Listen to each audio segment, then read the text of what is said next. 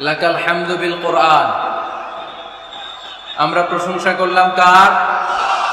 সব সময় প্রশংসা করব কার? খাওয়ার সময়, ঘুমানোর সময়, জিকির করার সময়, নামাজ পড়ার সময়, সব সময় প্রশংসা চলবে। একটা সত্তা, চিল্লায় বলতে হবে তিনি কে? আল্লাহর প্রশংসা করে শেষ করা যাবে? আমাদের হায়াত ফুরিয়ে যাবে, আমাদের জীবন ফুরিয়ে যাবে, কিন্তু আল্লাহর প্রশংসা করে শেষ করা যাবে? আমরা যেন বেশি বেশি আল্লাহ তাআলার প্রশংসা করতে পারি। আল্লাহ তুমি তৌফিক দাও। আরো জোরে পড়ছি আমিন। থামতে হবে, থামতে হবে, না থামলে আওয়াজ করা যাবে না, কথা বলা যাবে না। থেমে যান, মেহেরবানি করে শান্ত হন, আওয়াজ করবেন না, মেহেরবানি করে। এইদিকে এখন আওয়াজ শুনতে পাচ্ছি। আওয়াজ কেন ভাই? আওয়াজ কিসের? আওয়াজ করবে না।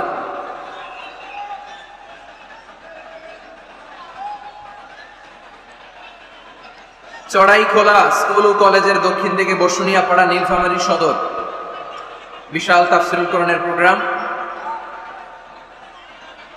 আজকের এই প্রোগ্রামের সম্মানিত সভাপতি জনাব দেওয়ান কামাল আহমেদ, মেয়র নীলফামারী পৌরসভা, সভাপতি বাংলাদেশ আওয়ামী লীগ নীলফামারী জেলা শাখা, উনি চলে এসেছেন আলহামদুলিল্লাহ। আমন্ত্রিত অতিথিদের মধ্যে আছেন জনাব শহীদ মাহমুদ, চেয়ারম্যান নীলফামারী সদর উপজেলা পরিষদ, আসছেন? আচ্ছা আচ্ছা।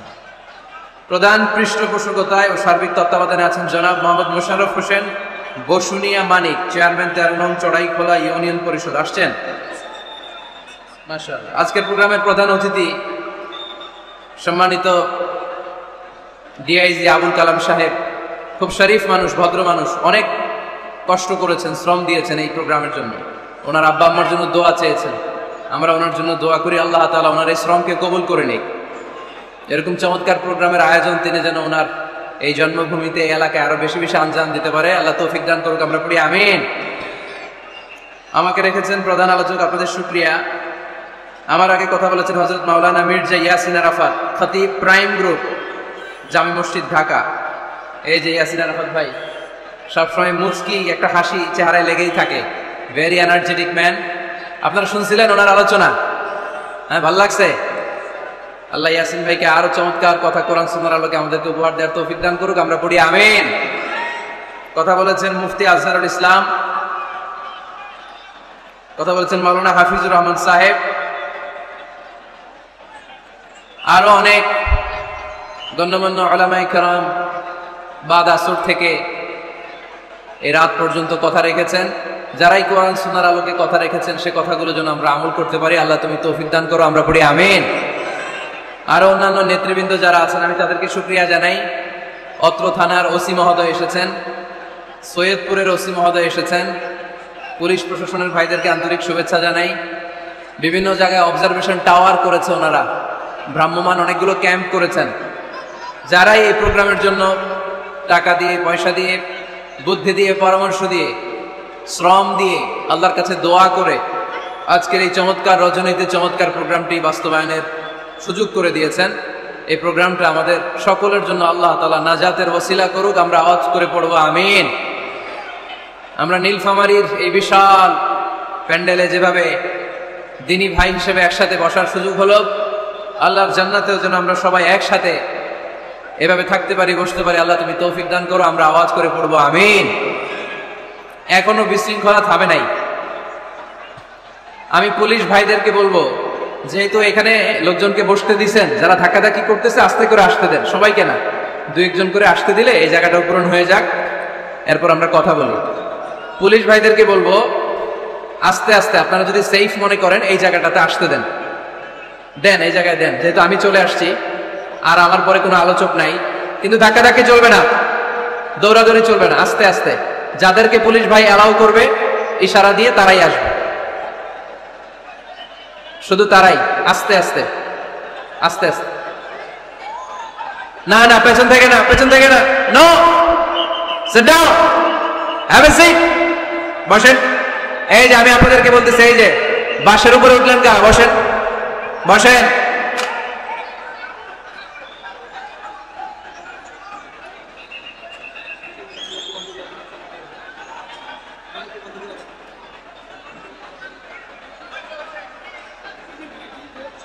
জি ডিবির ভাইয়ের আমি দেখেছি আপনারা অনেক চেষ্টা করতেছেন, একটু দেখেন। আর এখানে আইন শৃঙ্খলার দায়িত্বে যে সমস্ত পুলিশ ভাইরা আছেন, আস্তে আস্তে আস্তে আস্তে স্বল্প পরিসরে সবাই আসলে এখানে ক্যামেরাম্যানদের সমস্যা হবে। আস্তে আস্তে ঢুকায় দেন, জায়গা আছে, এখানে জায়গা আছে, দেন দেন, আস্তে আস্তে দেন।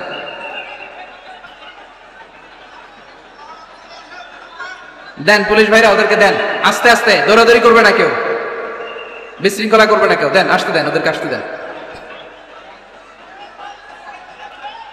প্রায় প্রতিটা মাহফিলেই বিশৃঙ্খলা, এদেরকে থামাতে থামাতে আমার চলে যায় আধা ঘন্টা, এরপরে কথা বলার পরিবেশ আর থাকে না। তো আপনারা কি বিশৃঙ্খলা করবেন না কোরআনের কথা শুনবেন? এখানে আসছেন কোন নিয়তে আসছেন?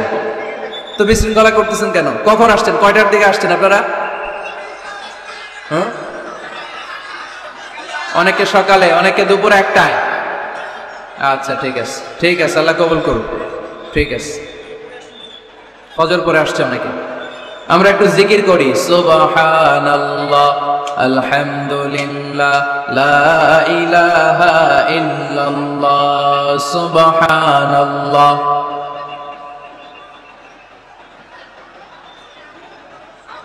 সুবহানাল্লাহ, আলহামদুলিল্লাহ, লা ইলাহা ইল্লাল্লাহ, সুবহানাল্লাহ।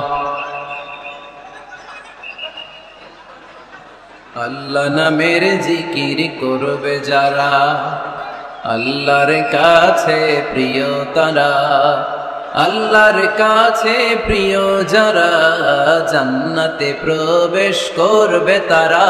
জোরে লা ইলাহা, লা ইলাহা,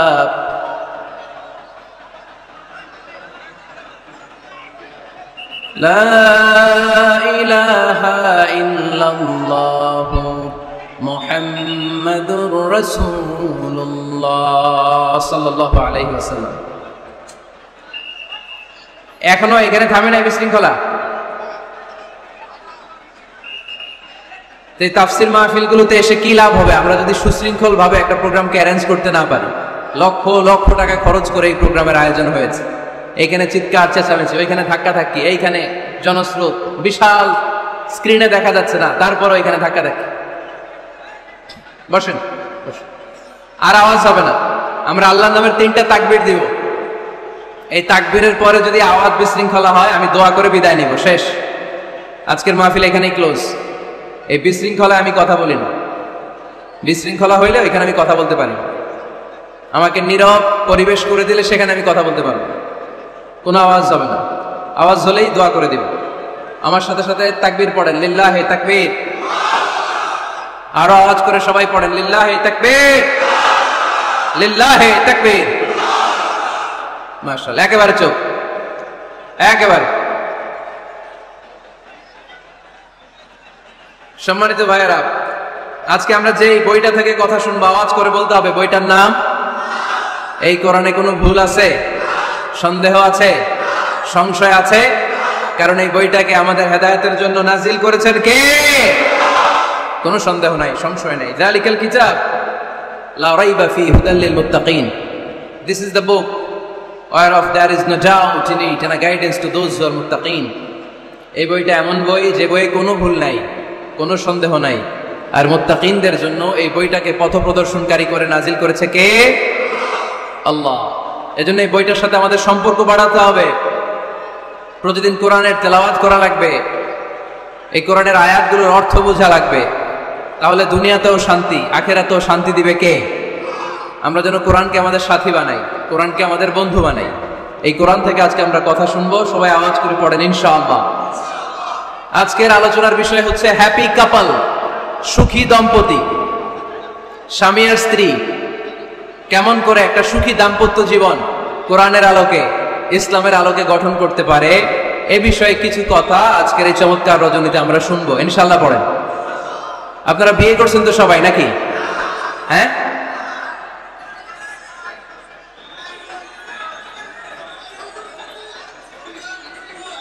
করো নাই? বিয়ে করে নাই কে কে দেখি? হায় হায়, চেয়ারম্যান সাহেব কই? এগুলোর বিয়ে করে দিয়ে, এগুলোর আপনার হাতে রেখে গেলাম, এই অবাকাগুলারে মিলাই দিয়েন, বসেন। এই অবিবাহিতদের দুঃখ জ্বালা কেউ বুঝতে চায় না, ঠিক কিনা? বিয়ে করে ফেলবা, বিয়ে করলে নেয়ামত বাড়ায় দেয় কে? দারিদ্রতা থাকলে ধনাঢ্যতা দিয়ে দেয় কে? সবাই চাকরি করে বিয়ে করতে চায়, ব্যবসা ভালো হইলে বিয়ে করতে চায়, কিন্তু জানেই না ব্যবসায় ভালো হওয়ার আর চাকরি পাওয়ার মাধ্যম হচ্ছে আগে বিয়ে করা। আগে কি করা?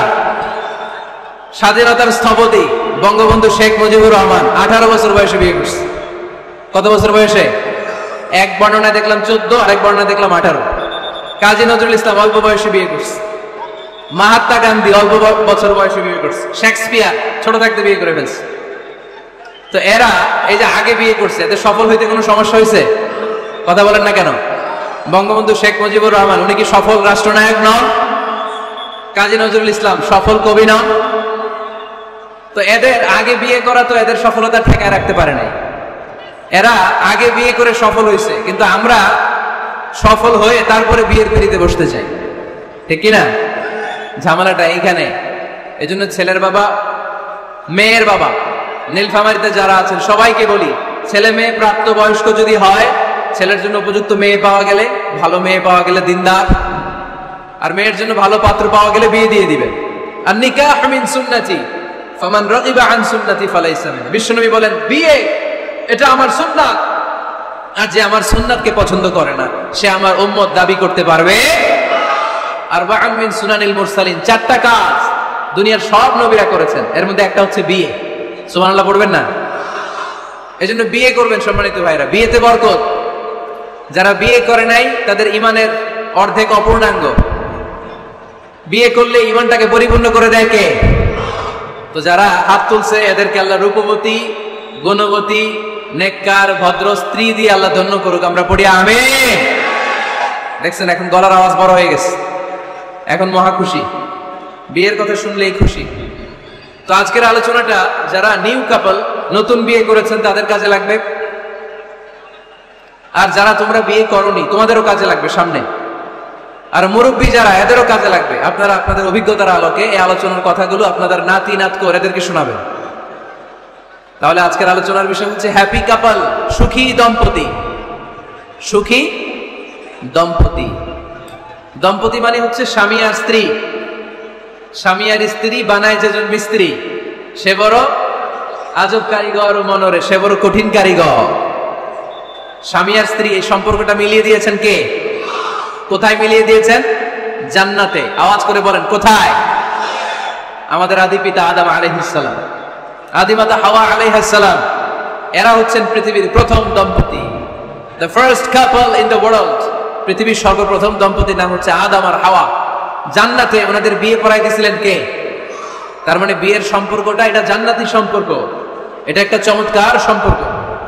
এজন্য এই দাম্পত্য জীবন, আমাদের এই সামাজিক জীবনের প্রভাব অনেক বেশি। অনেক দম্পতি আমাদের কাছে বলে, হুজুর সুখ নাই, শান্তি নাই। স্ত্রী এসে বলে, হুজুর আমার হাজবেন্ড আমাকে পছন্দ করে না, পরকিয়া করে। এই পরকিয়ার ভাইরাস বাংলাদেশে আসরা নাই, নীলফামারীতে বোধহয় নাই, আপনাদেরও আছে? আচ্ছা। আবার অনেক হাজবেন্ড এসে বলে, আমার স্ত্রীর এই সমস্যা। তো এগুলো সমাজের সবচেয়ে বড় সমস্যা, ঘাতক ব্যাধির চেয়েও বড় ব্যাধি। এগুলো নিয়ে কেউ মুখ খোলে না, কথা বলে না, ফলে দাম্পত্য জীবনের কলহ এটা দুর্বিষহ হয়ে ওঠে। আজকের আলোচনার মধ্য দিয়ে আমরা জানবো স্বামী স্ত্রী কেমন করে একটা সুখী, সমৃদ্ধ, আনন্দময় দাম্পত্য জীবন লিড করতে পারে। এ বিষয়ে আমাদের জানার দরকার আছে না নাই? আচ্ছা, আপনারা শুনতেছেন? আপনাদের সকলের মনোযোগ কি আমার দিকে, না ডানে বায়ে তাকাচ্ছেন? এই দিকে এখনো থামতে পারে নাই, আপনি করাই দেন পরে। এই বাম দিকে এখনো থামতে পারে নাই। আমার মোনাজাতের সময় হয়ে আসতেছে, তোমরা ধাক্কাধাক্কি করো। ধাক্কাধাক্কি করতে করতে দেখবা যে আমি দোয়া করে চলে যাচ্ছি, কিছুই নিয়ে যেতে পারলাম না। তোমরা নিজেও শুনলা না, অন্যদেরকেও শুনতে দিলাম না। না না, এরকম করেন না, চেয়ার দিয়ে করেন না, চেয়ার দিয়ে করেন না, রাখেন রাখেন রাখেন। আমি তো তোমাদেরকে হাত নেড়ে শান্ত হতে বললাম, এরপরে কথা কিসে দেখি? এভাবে আসলে আলোচনা করা যায় না।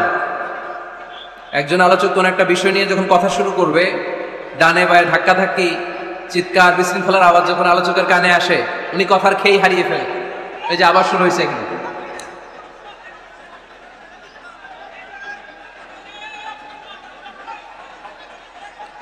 এই যে এখানে 50 জন হবে, আমার দিকে তাকাও। কি এখানে কি তোমাদের সমস্যা কি? এখানে কি জায়গা নাই তো? গো ব্যাক, পেছনে যাও, পেছনে যাও। এই যে এলইডি আছে, ওখানে বসে দেখো। ওখানে তো আমার আরো বড় দেখা যায়, ওখানে যেয়ে দেখো। এখানে কি? প্রতিটা মাহফিলে এই আমার ডান দিকে এ বাম দিকে কয়েকশো ছেলে পেলে ধাক্কা ধাক্কি করে শেষ পর্যন্ত বিশৃঙ্খলা। আল্লাহ হায়াতে বাঁচায় রাখলে মার্চের 15 তারিখ পর্যন্ত আমি আলোচনা করব দেশে।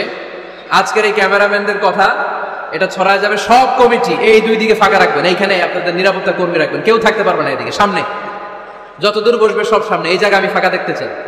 সামনে আমার প্রোগ্রাম যেখানে হবে মেহরবানি করে এটা আপনারা অ্যারেঞ্জ করবেন, কারণ এদের কারণে পুরো মাহফিল বিশৃঙ্খলা। এই যে এখানে কয়েকশো লোক, এইদিকে কয়েকশো লোক, এরা কিন্তু শান্ত, এরা শান্ত। এই যে লক্ষ লক্ষ লোক জড়ো হয়েছে, এদের টাইমের দাম আছে। কি জবাব দিবা তোমরা আল্লাহর কাছে? কেন বিশৃঙ্খলা করবো এখানে? একেবারে চুপ, একেবারে চুপ।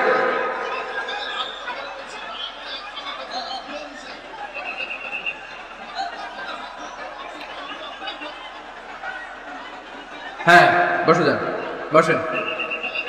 ধাক্কাধাক্কি করতে আসছেন, বসেন, ধাক্কাধাক্কি করে বসেন।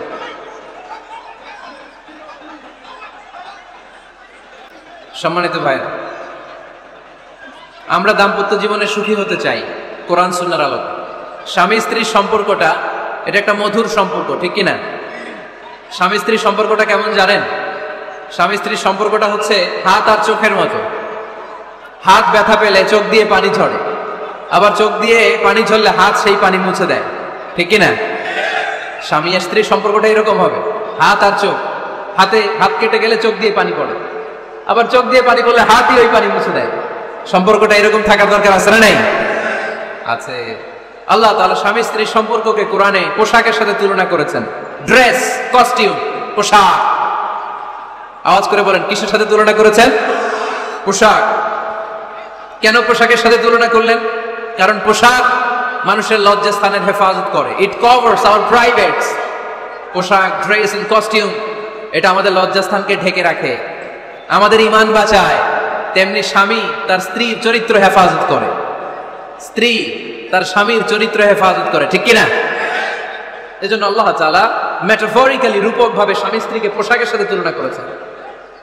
আবার পোশাক পরলে খুব সুন্দর লাগে, ডিজাইন করে, এমব্রয়ডারি করে, বিভিন্ন ডিজাইনের, বিভিন্ন স্টাইলের, বিভিন্ন ফ্যাশনের পোশাক মানুষ পরে।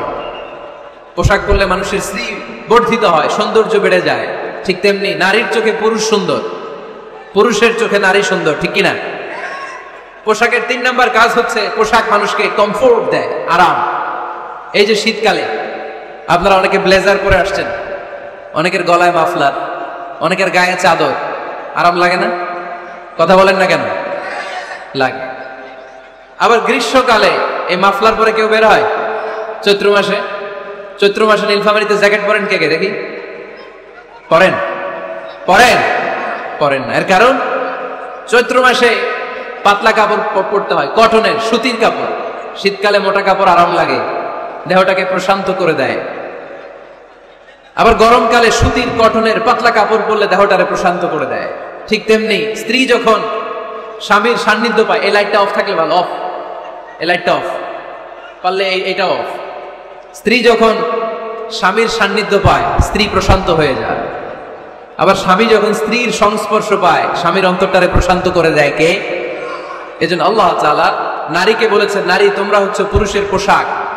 আবার পুরুষদেরকে বলেছেন, ও পুরুষরা তোমরা নারীদের পোশাক। পড়েন আল্লাহু আকবার। রব্বুল আলামিন বলেন, হুন্না লিবাসুল লাকুম ওয়া আনতুম লিবাসুল লাহুন।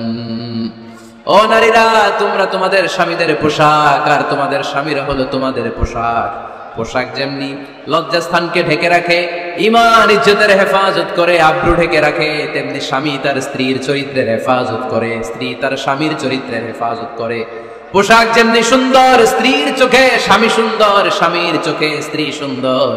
পোশাক যেমনি মানুষকে আরাম দেয়, প্রশান্ত করে দেয়, স্বামী আর স্ত্রী একে অপরের সংস্পর্শ পেলে তাদের হৃদয়টাও প্রশান্ত হয়ে যায়, ঠিক কিনা? এজন্য আল্লাহ তাআলা পোশাকের সাথে তুলনা করেছেন। পোশাক একে অপরের পোশাক, পোশাক চামড়ার সাথে লেগে থাকে না, আলাদা থাকে। তার মানে স্বামী স্ত্রী সম্পর্কটা এরকম মিলেমিশে ভালোবেসে একাকার, ঠিক কিনা? আর নিসাউ শাকাইকুর রিজাল, নারীরা পুরুষদের কাউন্টার পার্ট, নারী হচ্ছে পুরুষের সহযোগী। এই পৃথিবীর এই সভ্যতা, এই সিভিলাইজেশন, এই উন্নয়ন, এই ডেভেলপমেন্ট, এটা শুধু পুরুষরা করে নাই। এই উন্নয়নের অংশীদারিত্বে আমাদের বোনদের, নারীদেরও হাত আছে না নাই? এজন্য কাজী নজরুল বলেছেন, এ বিশ্বে যা কিছু সুন্দর চিরকল্যাণকর, অর্ধেক তার করিয়াছে নারী, অর্ধেক তার নর। চিল্লায় বলেন ঠিক কিনা? এজন্য এই মহাবিশ্বের এই সভ্যতায় আপনাদের যেমনি অবদান, আমাদের বোনদেরও অবদান আছে না নাই? আছে। স্বামী স্ত্রী এই দুজন মিলে এই বিশ্ব সভ্যতা তৈরি হয়েছে। এজন্য দুজনের মধ্যে সম্পর্ক হবে পোশাকের মতো। পোশাক যেমনি দেহের সাথে লেগে থাকে, স্বামী স্ত্রীর মধ্যে এরকম সুসম্পর্কের দরকার আছে না নাই? আছে। আজকে আমরা জানার চেষ্টা করব কি করে স্বামী আর স্ত্রীর মধ্যে এই সুসম্পর্ক বাড়ানো যায়, ইনক্রিজ করা যায়। কি করে আমাদের মধ্যে মারামারি, কাটাকাটি, ঝগড়া, ডিভোর্স এই রেটটা কমানো যায়, এ ব্যাপারে আমাদের জানার দরকার আছে না নাই? ইসলামী শরিয়া স্বামী স্ত্রী প্রত্যেককে ইন্ডিভিজুয়ালি আলাদা আলাদা কিছু দায়িত্ব দিয়েছে। স্বামীকে কিছু দায়িত্ব দিয়েছে, আবার স্ত্রীকে কিছু দায়িত্ব দিয়েছে, আবার উভয়কে কিছু দায়িত্ব দিয়েছে। আমরা শুরুতে স্বামী স্ত্রীর উভয়কে আল্লাহ তাআলা কি দায়িত্ব দিয়েছে এটা জানবো, তারপরে স্ত্রীদেরকে আল্লাহ তাআলা কি দায়িত্ব দিয়েছেন সেটা জানবো, সবশেষে স্বামীদেরকে আল্লাহ তাআলা কি দায়িত্ব দিয়েছে সেটা জানবো। এই দায়িত্বগুলো পালন করার মধ্য দিয়ে দাম্পত্য জীবনকে সুখময় করে দিবে কে? আল্লাহ।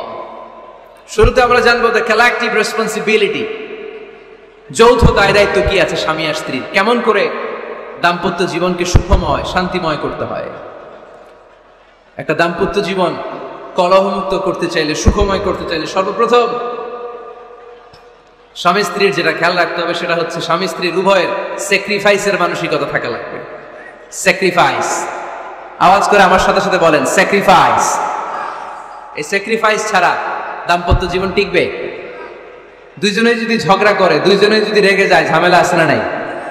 স্বামী রেগে গেলে স্ত্রীকে থেমে যেতে হয়, আবার স্ত্রী রেগে গেলে স্বামীকে থেমে যেতে হয়। স্বামীও যদি রেগে যায়, স্ত্রীও যদি রেগে যায়, তাহলে তৃতীয় বিশ্বযুদ্ধ বেঁধে যাবে, ঠিক কিনা? এই জন্য রেগে গেলেন তো হেরে গেলেন, রাগা যাবে না। স্বামী যদি রেগে যায়, স্ত্রী থেমে যেতে হবে, স্ত্রী যদি রেগে যায়, স্বামী থেমে যেতে হবে। এটাই দাম্পত্য জীবনের সুখ আর সমৃদ্ধির মূল ফর্মুলা। স্যাক্রিফাইস করতে হবে। এর কারণ আপনি যদি দোষ খুঁজতে শুরু করেন, দোষ ছাড়া পৃথিবীতে মানুষ নাই, ঠিক কিনা? No one is perfect in this world. এই পৃথিবীতে কেউই পারফেক্ট না। আপনি যে আপনার স্ত্রীর দোষ খোঁজেন, আপনারও দোষ আছে না নাই?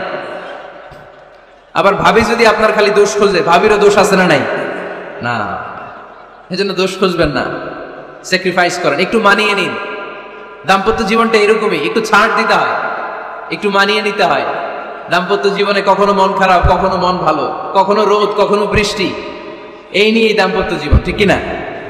তাহলে দাম্পত্য জীবনে যদি আমরা সুখ পেতে চাই, সকল নবদম্পতিকে বলবো একটু ছাড় দেওয়ার মানসিকতা বিল্ড আপ করেন, একটু মানিয়ে নেন, একটু মানিয়ে নেন, একটু ছাড় দেন, একটু মিলেমিশে চলেন। এক স্যাক্রিফাইস আমাদের জীবনটারে, আমাদের দাম্পত্য জীবনটাকে একটা জান্নাতি দাম্পত্য জীবন বানাই দিবে, ঠিক কিনা? দাম্পত্য জীবনকে সুখী করার 2 নাম্বার ফর্মুলা হচ্ছে ঝগড়া করা যাবে না। আপনারা ঝগড়া করেন নাকি? হ্যাঁ, বউয়ের সাথে ঝগড়া করেন না এরকম বিবাহিত পুরুষ কে কে আছেন দেখি এখানে? হাত তুলছে অনেকে, বিশ্বাস হয় আপনাদের? হ্যাঁ, অনেক ঝগড়া। হ্যাঁ, আচ্ছা, মেয়েরা বেশি করে? না না, এই মহিলা প্যান্ডেল আছে এদিকে, এদেরকে জিজ্ঞেস করলে বলবে সব দোষ আপনাদের, আর আপনারা দোষ দিচ্ছেন এদের। তো ঝগড়া করবেন না মেহরবানি করে, সম্মানিত ভাইরা, ঝগড়া করবেন না। কারণ এই ঝগড়া থেকে, সামান্য ঝগড়া থেকে অনেক সময় বিচ্ছেদের দিকে চলে যায় সম্পর্ক। ছোট্ট ঝগড়া থেকে যেতে যেতে ঝগড়া বাড়তে বাড়তে ডিভোর্সের দিকে গড়া, এরকম আছে না নাই? না, সামান্য ঝগড়া যদি বেঁধে যায়, শয়তান এটার মধ্যে বাতাস দেয়, এটারে বাড়াতে বাড়াতে শয়তান অনেক বড় করে। ইমানদারদের পরিবার ভেঙে গেলে শয়তান খুশি, আর ইমানদারদের পরিবার টিকে থাকলে আমার আল্লাহ খুশি। আমরা কার খুশি চাই? জোরে বলতে হবে, খুশি চাই কার? শয়তান সব সময় চায় ইমানদারদের ফ্যামিলি ভেঙে দিতে। Always he tries his level best to break down the relationship of a moving family. একজন ইমানদারের ফ্যামিলি কি করে ব্রেক ডাউন করে দেয়া যায়? যেন ঝগড়াই করবো না। আপনি ঝগড়া করলে ভাবি যেন ঠান্ডা থাকে, ভাবি ঝগড়া শুরু করলে আপনি ঠান্ডা থাকবেন। ঝগড়া করা যাবে না, কিন্তু ঝগড়া হয়ে যায় ফ্যামিলিতে, এটাকে চেক দিতে হবে। ঝগড়া নিয়ে অনেক মজার মজার গল্প আছে। একটা গল্প দিয়ে আজকে শুরু করি। এক লোক মাহফিল শেষ করে 11টার দিকে বাসায় ফিরেছে। তো বাসায় ঢোকার আগে তার ওয়াইফকে ফোন দিয়েছে। ফোন দিয়ে বলতেছে, এই মাহফিল শেষ, আমি কিন্তু বাসায় চলে আসতেছি, শুরু করার আগে তাড়াতাড়ি দরজাটা খুলো। তো স্ত্রী আবার রাতের খাবার স্বামীকে ছাড়া খায় না। তো স্ত্রী দরজা খুলে দাঁড়ায় আছে, স্বামী বেচারা আসছে। আসার পরে স্ত্রীকে বলতেছে, এই শুরু করার আগে রাতের খাবার দিয়ে দাও, খেয়ে নেই। তো স্বামী ওয়াশরুম থেকে ফ্রেশ ট্রেশ হয়ে আসছে, স্ত্রী বেচারিও ডাইনিং টেবিলে খাবার দিয়েছে। এবার স্বামীও খেতে বসেছে, স্ত্রীও খেতে বসেছে। স্বামী আবার বলতে আরম্ভ করছে, শুরু করার আগে ফ্যানটা ছাড়া, খুব গরম লাগতেছে। এবার তো স্ত্রী রেগে মেগে আগুন, কি আসার পর থেকে শুরু করার আগে, শুরু করার আগে, শুরু করার আগে, কি শুরু করার আগে? স্বামী বলতেছে, এই তো শুরু হয়ে গেল, এই শুরু হয়ে গেল। মানে কি? ঝগড়া। নীলফামারীর ভাইয়েরা, এটা শুরু করা যাবে না। শুরু করবেন আপনারা? ঝগড়া করবেন? আমাদের ফ্যামিলিগুলো থেকে ঝগড়াকে আজকে থেকে আমরা নো বলে দিলাম। মানে না, ঝগড়াকে কি বললাম? সবাই বলতে পারেন না, আওয়াজ করে বলেন, ঝগড়াকে আমরা কি বলবো? নো। ঝগড়া করা যাবে। শয়তান ঝগড়া বাঁধাতে খুব উস্তাদ। সহিহ মুসলিমের হাদিস, ইন্না ইবলিসা ইয়াদাউ আরশাহু আলাল মা সুম্মা ইয়াবআসু সারায়াহু। ইবলিস তার সিংহাসন গেড়েছে সাগরের উপরে। ইবলিসের সিংহাসন কিসের উপরে? বিশাল বড় সাগর আর মহাসাগরের উপরে ইবলিস শয়তান তার সিংহাসন নিয়ে বসা। প্রতিদিন সকালবেলায় শয়তানগুলোরে মানব রাজ্যে পাঠিয়ে দেয়, যা তোরা মানব রাজ্যে চলে যা, যে মানুষকে ওয়াসওয়াসা দেয়, ওয়াসওয়াসা দিয়ে খারাপ কাজ করা। সারাদিন খারাপ কাজ করার পরে কি কি ওয়াসওয়াসা দিল, কি কি খারাপ কাজ মানুষের মধ্যে ঘটালো, সন্ধ্যাবেলায় সব শয়তান এসে ইবলিসকে বয়ান শোনায়। সন্ধ্যাবেলায় শয়তানগুলো এসে বলে, আমি এক লোককে দিয়ে মিথ্যা কথা বলিয়েছি। আরেক শয়তান বলে, আমি নামাজ কাজা করিয়েছি এক আল্লাহর বান্দাকে দিয়ে। আরেকজন বলে, আমি ওজনে কম দিয়েছি। আরেকজন বলে, আমি সুদের ব্যবসার মধ্যে টাকা লাগানোর ব্যবস্থা করে দিয়েছি। এক একজন এক একটা ওয়াসওয়াসা দিয়ে আল্লাহর মুমিন বান্দাদেরকে ধোঁকা দিয়েছে। এগুলোর ফিরিস্তি এসে সব শয়তানেরা ইবলিসকে শোনায়, কিন্তু কোনো কথাতে ইবলিসের মন ভরে না। কোন শয়তান এসে বলে, আমি তো এমন মদের আড্ডাখানায় নিয়ে গেছি আল্লাহর বান্দাদেরকে, এগুলো নামাজই পড়ে নাই, খালি মদ খাইছে। আবার কিছু শয়তান এসে বলে, আমি ক্যাসিনোতে নিয়ে গেছি, ওখানে খালি জুয়া খেলছে। আবার কিছু শয়তান এসে বলে, আমি বাজারের মধ্যে ফরমালিনের এই ওয়াসওয়াসা ঢুকাই দিছি। একটার পর একটা শয়তানি ফিরিস্তি তারা ইবলিসকে শোনা, কিন্তু কোনো কাজই ইবলিসের মন ভরাতে পারে না। একজন এসে বলে, আনা মা তারাকতুহু বাইনার রাজুলি ওয়া ইমরাআতিহি হাত্তা ফাররাকতু। আমি একজন ইমানদার নারী পুরুষের মধ্যে ঝগড়া লাগাইয়া ওই ঝগড়া বাড়াতে বাড়াতে বাড়াতে বাড়াতে তালাক পর্যন্ত নিয়ে গেছে। নাউজুবিল্লাহ পড়বেন না? শয়তান এবার তার উপর খুশি হয়ে যায়। সব শয়তানগুলোকে ঠেলে ইবলিস এই শয়তানকে কাঁধে তুলে নাচতে শুরু করে দেয়। কারণ মুমিন বান্দার সংসার যদি ভেঙে যায় শয়তান খুশি হয়ে যায়, আর মুমিন বান্দার সংসার টিকে থাকলে খুশি হয়ে যায় কে? এজন্য নীলফামারীর ভাইরা, ঝগড়া করা যাবে না। দাম্পত্য জীবনকে সুখী করতে চাইলে ঝগড়াকে আমরা নো বলে দিব। ঝগড়া অনেক সময় হবে, কিন্তু এটাকে বাড়তে দেওয়া যাবে না, এটাকে আমরা স্পেস দিব না, ওইখানে থামাই দিতে হবে। রাজি আছেন তো সবাই? আল্লাহ রাসূল সাল্লাল্লাহু আলাইহি ওয়াসাল্লামের ফ্যামিলিতে ঝগড়া হতো। আম্মা জান আয়েশা রাদিয়াল্লাহু তাআলা আনহার সাথে আল্লাহ রাসূল সাল্লাল্লাহু আলাইহি ওয়াসাল্লামের ঝগড়া হতো, হাদিসে পাওয়া যায়। কিন্তু এগুলো ছিল মধুর ঝগড়া, সুন্দর ঝগড়া। সুবহানাল্লাহ। আল্লাহর হাবিব বলেন, ইয়া আয়েশা ইন্নী লা আ'লামু ইযা কুনতি আন্নী রাদিয়া ওয়া ইযা কুনতি আলাইয়া গাদবা। ও আয়েশা, তুমি কখন আমার উপর রেগে থাকো সেটাও আমি বুঝি, আবার কখন খুশি থাকো সেটাও বুঝি। আম্মা জান আয়েশা বললেন, ইয়া রাসূলুল্লাহ, ইয়া হাবিবাল্লাহ, কেমন করে আপনি বুঝেন যে আমি আপনার উপর রেগে আছি, আবার কেমন করে আপনি বুঝেন আমি আপনার উপর সন্তুষ্ট আছি? বিশ্বনবী বললেন, আয়েশা, তুমি যখন আমার উপরে খুশি থাকো, আমার উপর যখন তুমি রাজি থাকো, তখন তুমি দোয়ার সময় এইভাবে দোয়া করো, ওয়া রাব্বি মুহাম্মাদ, মুহাম্মাদের রব, আপনি আমাদের সব গুনাহগুলো মাফ করে দেন। আর যখন তুমি আমার উপর রেগে থাকো, তখন তুমি আমার নামটা মুখ দিয়ে উচ্চারণ করো না, ও আয়েশা, তখন তুমি দোয়ার সময় বলতে থাকো, রব্বি ইব্রাহিম, ইব্রাহিমের রব, আপনি আমাদের সব গুনাহগুলো মাফ করে দেন। যখন তুমি খুশি তখন আমার নামটা মুখে নাও, যখন তুমি আমার উপর রেগে থাকো তখন তুমি আমার নামটা মুখে নিতে চাও না। আম্মা জান আয়েশা বললেন, ইয়া রাসূলুল্লাহ, ইয়া হাবিবাল্লাহ, মা আহজুরু ইল্লা ইসমাক, আমি শুধু আমার মুখ থেকে আপনার নামটারে সরায় রাখি, আমার হৃদয় থেকে কোনোদিন আপনারে সরাতে পারি না। মা আহজুরু ইল্লা ইসমাক, নবী হে, আমি তো শুধু মুখ থেকে আপনার নামটারে বাদ দেই, আমার হৃদয় থেকে তো আপনারে বাদ দিতে পারি। আমার হৃদয় পুরোটা জুড়ে শুধু আপনি আর আপনি। চিল্লায় পড়েন আল্লাহু আকবার। তার মানে আম্মা জান আয়েশাও আল্লাহ রাসূল সাল্লাল্লাহু আলাইহি ওয়াসাল্লামের উপর রেগে থাকতেন, মাঝে মাঝে বিশ্বনবী মাঝে মাঝে রাগ করতেন। একবার খুব বেশি রাগারাগি হয়ে গেল, অনেক ঝগড়া হয়ে গেল। এবার আল্লাহ রাসূল সাল্লাল্লাহু আলাইহি ওয়াসাল্লাম খেয়াল করলেন না, এত ঝগড়া তো করা ঠিক হবে না। তখন আল্লাহর হাবিব সাল্লাল্লাহু আলাইহি ওয়াসাল্লাম বললেন, আয়েশা চলো মিটমাট করি। কি করি? হ্যাঁ, মিউচুয়াল করি না, মিটমাট। এই যে ঝগড়া লাগলে আবার যে মিলায় দেয়, এটা কি বলেন আপনারা নীলফামারীতে? মিটমাট। আল্লাহর হাবিব সাল্লাল্লাহু আলাইহি ওয়াসাল্লাম বললেন, আয়েশা চলো আমরা মিটমাট করি, আমরা ঝগড়া না করি। আম্মা জান আয়েশা বললেন, ঠিক আছে চলেন মিটমাট করি। বিষ্ণু বললেন, ঠিক আছে একজনকে নিয়ে আসি যে দুজনের মাঝে মিটমাট করাই দিবে। কারে নিয়ে আনি? ওমরে ফারুককে নিয়ে আসি। আম্মা জান আয়েশা বলে, না, ওমরও গলিদ, ওমরের মেজাজ গরম, আমার ভয় লাগে। সুবহানাল্লাহ পড়বেন না? বিষ্ণু বললেন, তাহলে তোমার আব্বারে নিয়ে আসি। কই নিয়ে আসেন, আব্বারে খুব ভালো লাগে। বিষ্ণু বললেন, ঠিক আছে তোমার কথাই রইল, ওমরকে ডাকবো না, তোমার আব্বা আবু বকরকে নিয়ে আসবো। বিশ্বনবী মিটমাট করার জন্য সাইয়েদনা আবু বকর রাদিয়াল্লাহু তাআলা আনহুকে ডেকে নিয়ে আসলেন। সাইয়েদনা আবু বকর রাদিয়াল্লাহু তাআলা আনহু ঘরে ঢুকলেন। বিশ্বনবী বললেন, আয়েশা, আমার আর তোমার মাঝে কি নিয়ে ঝগড়া হয়েছে? কথাটা কি তুমি বলবা নাকি আমি বলবো? আম্মা জান আয়েশা বলেন, আপনিই বলেন, তুমি মিথ্যা বললেন না, যা ঘটছে ওইটাই বললেন।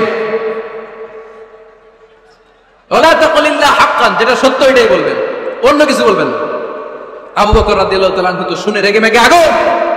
কি এত বড় সাহস, বিশ্বনবীর সামনে দাঁড়িয়ে তুমি এভাবে কথা বলো? এই আদব শিক্ষা দিয়েছি তোমাকে আমি। রেগে গেলেন। বিশ্বনবী কি সত্য ছাড়া মিথ্যা কিছু বলবেন? রেগে মেগে চিৎকার করে মেয়ের গালের মধ্যে দিলেন এক চপে টাকা। এক থাপ্পড় খেয়ে আম্মা জান আয়েশা উল্টায় পড়লেন। আবার মারার জন্য সাইয়েদনা আবু বকর রাগে গড়গড় করছিলেন, মেয়েরে আবার মারার জন্য উদ্যত হলেন। বিশ্বনবী অবস্থা ভয়ঙ্কর দেখে সাইয়েদনা আবু বকরের সামনে দুই হাত মেলে এইভাবে দাঁড়িয়ে গেলেন। বিশ্বনবীকে যখন আবু বকর রাদিয়াল্লাহু তাআলা আনহু দাঁড়াতে দেখলেন, সাইয়েদনা আবু বকর মুহূর্তের মধ্যে থেমে গেলেন। সুবহানাল্লাহ পড়েন। সাইয়েদনা আবু বকর রাদিয়াল্লাহু তাআলা আনহু ঘর থেকে বের হয়ে গেলেন। এবার বিশ্বনবী আম্মা জান আয়েশার কাছে যেয়ে বলেন, ও আয়েশা, দেখো আমি তোমার মাইর থেকে বাঁচাইলাম। আমি না থাকলে তোমার বাবা তোমার আসে শেষ করে ফেলতো, ঠিক কি না? আমি বাঁচাইছি তোমারে। ইয়া আয়েশা কাইফা রাআইতিনি আন খাসতুকি মিনার রাজুল, দেখছো আয়েশা কেমনে বাঁচাইলাম তোমারে? আজকে আমি না থাকলে এমন পিট্টি দিত তোমার বাবা, একেবারে খবর হয়ে যেত। আম্মা জান আয়েশা লজ্জায় পড়ে গেলেন, হেসে দিলেন। বিশ্বনবীও হেসে দিলেন। সুবহানাল্লাহ পড়েন। দুইজনের এই হাসির আওয়াজ ঘরের বাইরে থেকে সাইয়েদনা আবু বকর শুনতে পেলেন। উনি শুনে তো অবাক, কিরে এতক্ষণ তৃতীয় বিশ্বযুদ্ধ, এখন আবার হাসে। ঘরে ঢুকলেন। ঘরে ঢুকার পরে আবু বকর রাদিয়াল্লাহু তাআলা আনহু বিশ্বনবীরে বলেন, ইয়া রাসূলুল্লাহ, আশরিকানি ফি সিলমিকুমা কামা আশরাকতুমানি ফি হারবিকুমা। হে আল্লাহর রাসূল, আপনারা দুইজন ঝগড়া লাগলে মিটমাট করার জন্য আমারে যেমনি ডাকেন, আপনারা যখন সুখ আনন্দ আর হাসাহাসিতে ব্যস্ত থাকেন, ওই হাসির সময়গুলোতে শেয়ার করার জন্য তখনও আমার একটু ডাইকেন। পড়েন সুবহানাল্লাহ। ও নবী, শুধু ঝগড়ার সময় ডাইকেন না, শুধু মিলায় দেওয়ার জন্য ডাকবেন না। আপনাদের মধ্যে যখন সুখকর আনন্দময় হাসাহাসির মুহূর্তগুলো কাটে, ওই মুহূর্তগুলোতেও আমাকে এনে আপনারা শেয়ার করে দিয়েন। পড়েন সুবহানাল্লাহ। মুসনাদে আহমদ ইবনে হাম্বলের হাদিস। এই হাদিস প্রমাণ করে আল্লাহ রাসূল সাল্লাল্লাহু আলাইহি ওয়াসাল্লামের ঘরেও ঝগড়া হতো স্ত্রীদের সাথে, তবে মধুর ঝগড়া, শিক্ষণীয় ঝগড়া। আওয়াজ করে বলতে হবে, ঠিক কি না? এজন্য ঝগড়া হবে, কিন্তু ঝগড়াকে বাড়তে দেয়া যাবে। তাহলে দাম্পত্য জীবন সুখময় করতে চাইলে 1 নম্বরে স্যাক্রিফাইস, 2 নম্বরে ঝগড়াকে আমরা কি বলে দিছি আজকে? বলে গেছে।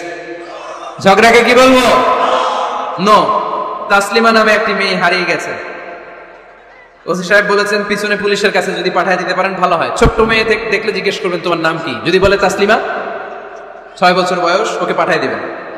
3 নাম্বার, দাম্পত্য জীবন সুখময় করতে চাইলে দাম্পত্য জীবনের কোনো গোপন কথা কারোর সাথে শেয়ার করা যাবে না। এটা কবিরা গুনাহ, এটাকে হারাম বলে ঘোষণা দিয়েছে কে? এটাকে বিষ্ণু বলেছেন আযমুল আমানা। স্বামী স্ত্রীর মধ্যে যে অন্তরঙ্গ মুহূর্ত কাটে, এই মুহূর্তগুলোর কথা কারোর সাথে শেয়ার করা যাবে? নীলফামারীর যুবক ভাইরা চিল্লায় বলে, এগুলো শেয়ার করা যাবে? বিষ্ণু বললেন, খবরদার, এটা আযমুল আমানা। স্বামীর সবকিছু স্ত্রীর কাছে আমানত, স্ত্রীর সবকিছু স্বামীর কাছে আমানত। আবার বিশ্বনবী বলেছেন, যারা স্বামী স্ত্রীর গোপন দাম্পত্য জীবনের কথা অন্যের কাছে শেয়ার করে দেয়, তারা হলো আশারুন নাস, পৃথিবীর মধ্যে সবচাইতে নিকৃষ্ট মানুষ। এরা নিকৃষ্ট, এদের চাইতে নিকৃষ্ট আর কেউ হতে পারে না। উলাইকা কাল আনআম বাল হুম আদাল, এরা পশুর চাইতেও নিকৃষ্ট, যারা স্বামী স্ত্রীর প্রাইভেট কথা, পার্সোনাল কথা মানুষের কাছে বলে বেড়ায়। আর সিবাউ হারাম, এই গোপনীয় সব কথাগুলোকে অন্যের কাছে প্রকাশ করা হারাম করেছে কে? চিল্লায় বলতে হবে কে? তাহলে খবরদার, নিজেদের দাম্পত্য জীবনের কোনো কিছু অন্যের সাথে শেয়ার করবেন না। আমাদের বোনরা অনেক সময় একসাথে বসলে পেটের কথা, পিঠের কথা সব বলে ফেলায়, আছে না নাই?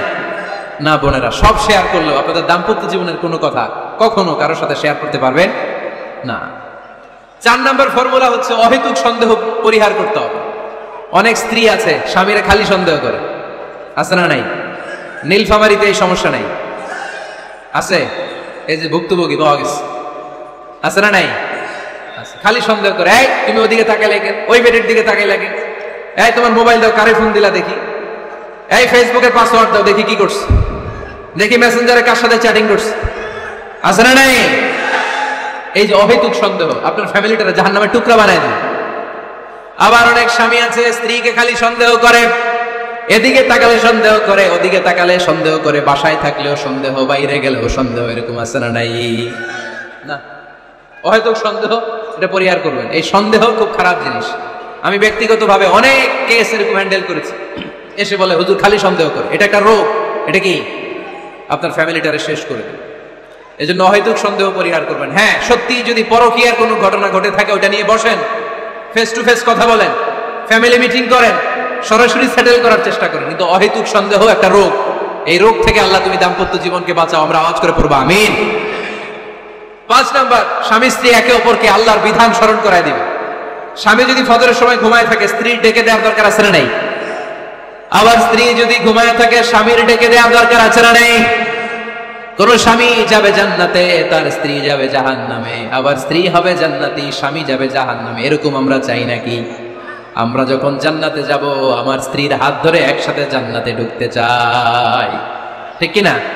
আবার আমার স্ত্রী যখন জান্নাতে যাবে, সে একা ঢুকতে পছন্দ করবে? এজন্য আমরা দুনিয়াতে যেমনি এক ছাদের নিচে, এক জায়গায়, এক বাড়িতে, জান্নাতেও আমরা এক বাড়িতে থাকতে চাই। আওয়াজ করে বলতে হবে ঠিক কিনা? এই জন্য গবেষকরা বলেছে, স্বামী স্ত্রীর ভালোবাসাটাকে তারা বলে লাভ পিরামিড। কি পিরামিড? লাভ পিরামিড। এই ত্রিভুজ আকৃতি। কিরে ভাই? আচ্ছা, লাভ পিরামিড, ত্রিভুজ আকৃতি, ট্রায়াঙ্গেল। আপনারা ত্রিভুজ চিনেন? কথা কয় না। ত্রিভুজের কয় কোণা? কয় কোণা? 3 কোণা। এই যে এরকম, তাই না? এই জন্য স্বামী স্ত্রীর ভালোবাসাটাকে বলে লাভ পিরামিড। উপরের সমুচার মতো না, উপরে থাকে আল্লাহ, আর ডানে স্বামী বা স্ত্রী, এই 2 কোণায় স্বামী স্ত্রী, আর উপরের কোণায় আল্লাহ। স্বামী স্ত্রী যদি আল্লাহর আনুগত্যের দিকে যেতে চায়, যতই তারা the couple come to Allah, they come closer to each other. তারা যদি আল্লাহর কাছাকাছি যায়, তারা নিজেরাও কাছাকাছি হয়, ঠিক কিনা? তারা আল্লাহর কাছে যেতে যেতে যেতে যেতে আল্লাহর ইবাদতে যদি একেবারে আল্লাহর কাছে চলে যায়, তারা নিজেরাও কাছাকাছি চলে যায়, ঠিক কিনা? আর তারা আল্লাহর আনুগত্য থেকে যত দূরে সরে, তারা নিজেরাও নিজেদের থেকে তত দূরে সরে পড়ে। চিল্লায় বলেন ঠিক কিনা? লাভ পিরামিড এটা। এই জন্য the closer the couple comes to Allah, the closer the couple comes to each other. কাপল স্বামী স্ত্রী আল্লাহর ভালোবাসা নিজের মধ্যে যত গাঢ় করবে, আল্লাহর আনুগত্য যত বেশি করবে, আল্লাহর ইবাদত যত করবে, নিজেরাও তত কাছাকাছি আসবে। আর আল্লাহরে যত ভুলবে, নিজেদের মধ্যে বড় বড় ফারাক করে দিবে কে? তাহলে এই 5টা বিষয় স্বামী স্ত্রীর উভয়ের উপর বর্তায়। এগুলো মেনে চললে দাম্পত্য জীবনকে সুখময় করে দিবে কে? আল্লাহ। এবার আমরা শুনবো আমাদের বোনদেরকে, যে ডান দিকে আমি শুনলাম আমাদের বোনদের বিশাল প্যান্ডেল, আছে না নাই? আচ্ছা, আজকে বোনদের দিয়ে শুরু করি। স্ত্রীদেরকে আল্লাহ কি দায়িত্ব দিয়েছে একটা ফ্যামিলিকে সুন্দর করতে, একটা দাম্পত্য জীবনকে সুন্দর করতে? স্ত্রীর 1 নম্বর দায়িত্ব হচ্ছে she should make a comfort to her husband. স্ত্রীর উচিত স্বামীর জন্য ঘরটাকে প্রশান্তির নীড় বানিয়ে রাখা। কি বানিয়ে রাখা? প্রশান্তির নীড়। স্ত্রী হওয়া উচিত এমন, যাকে দেখলে স্বামীর চোখ জুড়ায়, স্বামীর প্রাণ জুড়িয়ে যায়, স্বামীর হৃদয়টা ঠান্ডা হয়ে যায়, ঠিক কিনা? আর স্ত্রীর দিকে তাকালে যদি মেজাজ গরম হয়ে যায়, মেজাজ খিটখিটে হয়ে যায়, ঝামেলা আছে না নাই? ঝামেলা আছে। এজন্য মেহেরবানি করে আমাদের বোনরা যারা এমন কোনো কাজ করবেন না যেটা স্বামীর মেজাজকে খিটখিটে করে দেয়, কারণ আল্লাহ তাআলা আপনাদেরকে তৈরি করেছে লিতাসকুনু ইলাইহা, স্বামী আপনার কাছে গেলেই যেন তার হৃদয়টা প্রশান্ত হয়ে যায়, ঠিক কিনা? অনেক স্ত্রী আছে না জেনে না বুঝে স্বামীর সাথে এমন খিটখিটে মেজাজ দেখায় যেটা স্বামীর জন্য মেনে নেওয়া কষ্টকর। আমি একটা জরিপে পড়েছি, পৃথিবীর অনেক স্বামী স্ত্রীর কারণে হার্ট অ্যাটাক করে মারা যায়। আছে না নাই? এই তো ভুক্তভোগী পাওয়া গেছে। স্বামীর জন্য একটা ত্রাস হয়ে দাঁড়ায় স্ত্রী, ত্রাস। অনেক স্বামী আছে স্ত্রীর এরকম আচরণের কারণে, অতিরিক্ত প্রেসার ক্রিয়েট করার কারণে স্ত্রীদেরকে ভয় পায়। অবশ্য নীলফামারীর কোন স্বামী তার স্ত্রীরে ভয় পায় না। ভয় পায়? স্ত্রীরে ভয় পান কে কে দেখি?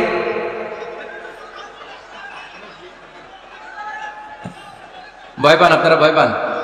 হ্যাঁ, এক অফিসের বড় সাহেব তার স্ত্রীরে খুব ভয় পায়, প্রচন্ড ভয় পায়। তো সে মনে মনে ভাবলো, দেখি আমার অফিসের যারা স্টাফ আছে, ম্যানেজাররা আছে, এরা কতটুকু ভয় পায়, এরা ভয় পায় কিনা। তো একদিন সকালবেলা অফিসের সব স্টাফ গুলোর একসাথে দাঁড় করে বলতেছে, এই আপনারা যারা যারা আপনাদের স্ত্রীদেরকে ভয় পান তারা ডান দিকে যান, আর যারা স্ত্রীকে ভয় পান না এরা বাম দিকে যান। অফিসের সব কর্মচারী ডান দিকে চলে গেছে, সবাই ভয় পায়, একজন শুধু বাম দিকে। বাম দিকে কয়জন ভয় পায় না, আর যারা ভয় পায় এরা ডান দিকে, ডান দিকে সবাই। তো বড় সাহেব ভাবছে, আলহামদুলিল্লাহ আমার অফিসে একজন হইলেও বীর পুরুষ আছে। তো বীর পুরুষের কাছে যেয়ে বলে, ঘটনা কি, আপনি মোটেও ভয় পান না? স্যার, প্রতিদিন অফিস করার জন্য যখন ঘর থেকে বের হয় আমার বউ আমারে বলে দেয়, খবরদার সবাই যেদিকে যায় তুমি কিন্তু ওইদিকে যাইবা না, সবাই যেদিকে যায় তুমি ওইদিকে গেলে খবর আছে। বড় সাহেবকে খবরদার, এটা তো আরো ডরায়, ঠিক কিনা? এজন্য বোনদেরকে বলবো, লিতাসকুনু ইলাইহা, এমন ভাবে আপনি আপনার স্বামীর সামনে নিজেকে প্রেজেন্ট করেন যাকে আপনাকে দেখলে আপনার স্বামীর চোখ জুড়িয়ে যায়, হৃদয়টা প্রশান্ত হয়ে যায়, আপনাকে দেখলেই আপনাকে ভালোবাসতে মনে চায়, ঠিক কিনা? এজন্য রব্বুল আলামিন বলেন, আমি নারীদেরকে তৈরি করেছি লিতাসকুনু ইলাইহা, যেন পুরুষেরা স্ত্রীদের সংস্পর্শ যখন পায় পুরুষদের হৃদয়টারে প্রশান্ত করে দেয় কে? রব্বুল আলামিন বলেছেন, খাদিজার জন্য জান্নাতে আমি এমন একটা ঘর বানিয়েছি যেই ঘরের মধ্যে কোনো বিশৃঙ্খলা নাই। খাদিজার জন্য জান্নাতে এমন একটা প্রাসাদ আমি বানিয়েছি যেই প্রাসাদের মধ্যে কোনো আওয়াজ নাই, কোনো কোলাহল নাই, কোনো বিশৃঙ্খলা নাই। কারণ খাদিজা আমার নবীকে এমন একটা ঘর উপহার দিয়েছে যেই ঘরের মধ্যে কোনো বিশৃঙ্খলা ছিল না, আওয়াজও ছিল না। পড়েন সুবহানাল্লাহ। আল্লাহ রাসূল যখন সারাদিন কাফেরদের মাঝে কোরআনের দাওয়াত দিতেন, কোলাহল, মারামারি, জীবনের ঝুঁকি নিয়ে মক্কার কুরাইশদের মাঝে যখন দাওয়াত দিতেন, সব বিশৃঙ্খলা, ঝামেলা, গোলমাল শেষ করে রাতের বেলায় যখন খাদিজার ঘরে বিশ্বনবী ঢুকতেন, বিশ্বনবীর হৃদয়টারে প্রশান্ত করে দিত কে? আম্মাজান খাদিজা বিশ্বনবী সাল্লাল্লাহু আলাইহি ওয়াসাল্লামের জন্য এমন ঘর উপহার দিয়েছেন যেই ঘরে বিশ্বনবী আসলে বিশ্বনবীর হৃদয়টা ঠান্ডা হয়ে যেত। সুবহানাল্লাহ পড়েন। অনেক স্ত্রী আছে স্বামী ঘরে ঢুকলেই ঘরে আটা নাই, রুটি নাই, চাল নাই, ডাল নাই, এটা লাগবে ওইটা লাগবে, ওখানে যেতে হবে, একটার পর একটা ফিরিস্তি বলে বেড়ায়, আছে না নাই? না, এটা করবেন না। আপনার কি লাগবে এই সব দায়িত্ব আল্লাহ তাআলা স্বামীকে দিয়েছে, স্বামীকে জানাবেন, তবে ধীরে সুস্থে, ধীরে সুস্থে স্বামীর জন্য ঘরটাকে এমন করে রাখতে হবে যেন ঘরে ঢুকলেই স্বামীর হৃদয়টারে প্রশান্ত করে দেয় কে? এজন্য স্ত্রীর প্রথম দায়িত্ব ঘরটারে প্রশান্তির নীড় বানানো। এখানে কি আবার কি এখানে মারামারি, দুই দল নাকি? আপনাদের মনোযোগ আছে না গেছে? এক নাম্বার নাকি পেশাব করা, দুই নাম্বার নাকি টয়লেটে যাওয়া, তিন নাম্বার নাকি এইটা। বিড়ি খান আপনারা? বিড়ি আর সিগারেটের সাথে মুসলমানের সম্পর্ক আছে না। কোন মুসলমান সিগারেট খেতে পারে, বিড়ি টানতে পারে? কারণ এটা এমন একটা খাবার যে খাবার টয়লেটে ঢুকেও খাওয়া যায়। সিগারেট ছাড়া কোনো খাবার টয়লেটের ভেতরে খাওয়া যায়? কথা বলেন, খাওয়া যায়? এবং সিগারেট পৃথিবীর এমন খাবার যে খাবারের গায়ে এই খাবারের বদনাম লেখা থাকে, ঠিক কিনা? সিগারেট ছাড়া পৃথিবীর কোন খাবারে ওই খাবারের বদনাম আছে? কথা বলেন। ধরেন আপনাদের নীলফামারীতে নতুন এক প্যাকেট বিস্কিট বেরিয়েছে, যে বিস্কিটের গায়ে লেখা এই বিস্কিট খাওয়ার 1 ঘন্টার মধ্যে ডায়রিয়া শুরু হবে। ওটা খাইবেন কে কে? খাবেন আপনারা? কি বলবেন দোকানদারে, তোর বিস্কিট তুই খা, তোর ডায়রিয়া হোক। ঠিক কিনা? কিন্তু সিগারেটের গায়ে কিন্তু লেখা থাকে স্মোকিং কজেস ক্যান্সার, ধূমপান স্বাস্থ্যের জন্য ক্ষতিকর, ধূমপান কর্কট রোগের কারণ, ধূমপান করলে এটা বিষপানের স্বামী। এই সিগারেট এটা তৈরি হয় তামাক পাতা থেকে, টোবাকো প্ল্যান্টস। এই তামাক পাতা চাষ হয় নাকি নীলফামারীতে? হ্যাঁ, বাংলাদেশে সবচেয়ে বেশি, সবচেয়ে বেশি নীলফামারীর কোন থানায়? সদরে, শহর অঞ্চলে। আচ্ছা, এই তামাক পাতার চারদিকে বেড়া দেয়া লাগে না জানেন? কারণ ছাগলেও মুখ দেয় না। তো যেটা ছাগলে খায় না ওটা মানুষ খাইতে পারে? আওয়াজ করে বলেন। তাহলে ঝগড়ারে যেমনি আজকে আমরা নো বলে দিলাম, এই সিগারেট, এই মাদক, এগুলাকে আজকের প্রোগ্রাম থেকে আমরা নো বলে দিব। পারা যাবে? মাদককে আমরা নো বলে দিলাম। আওয়াজ করে বলেন, মাদক আর সিগারেটকে কি বললাম? নো। আল্লাহ তুমি বোঝার তৌফিক দান করো, আমরা পড়ি আমিন।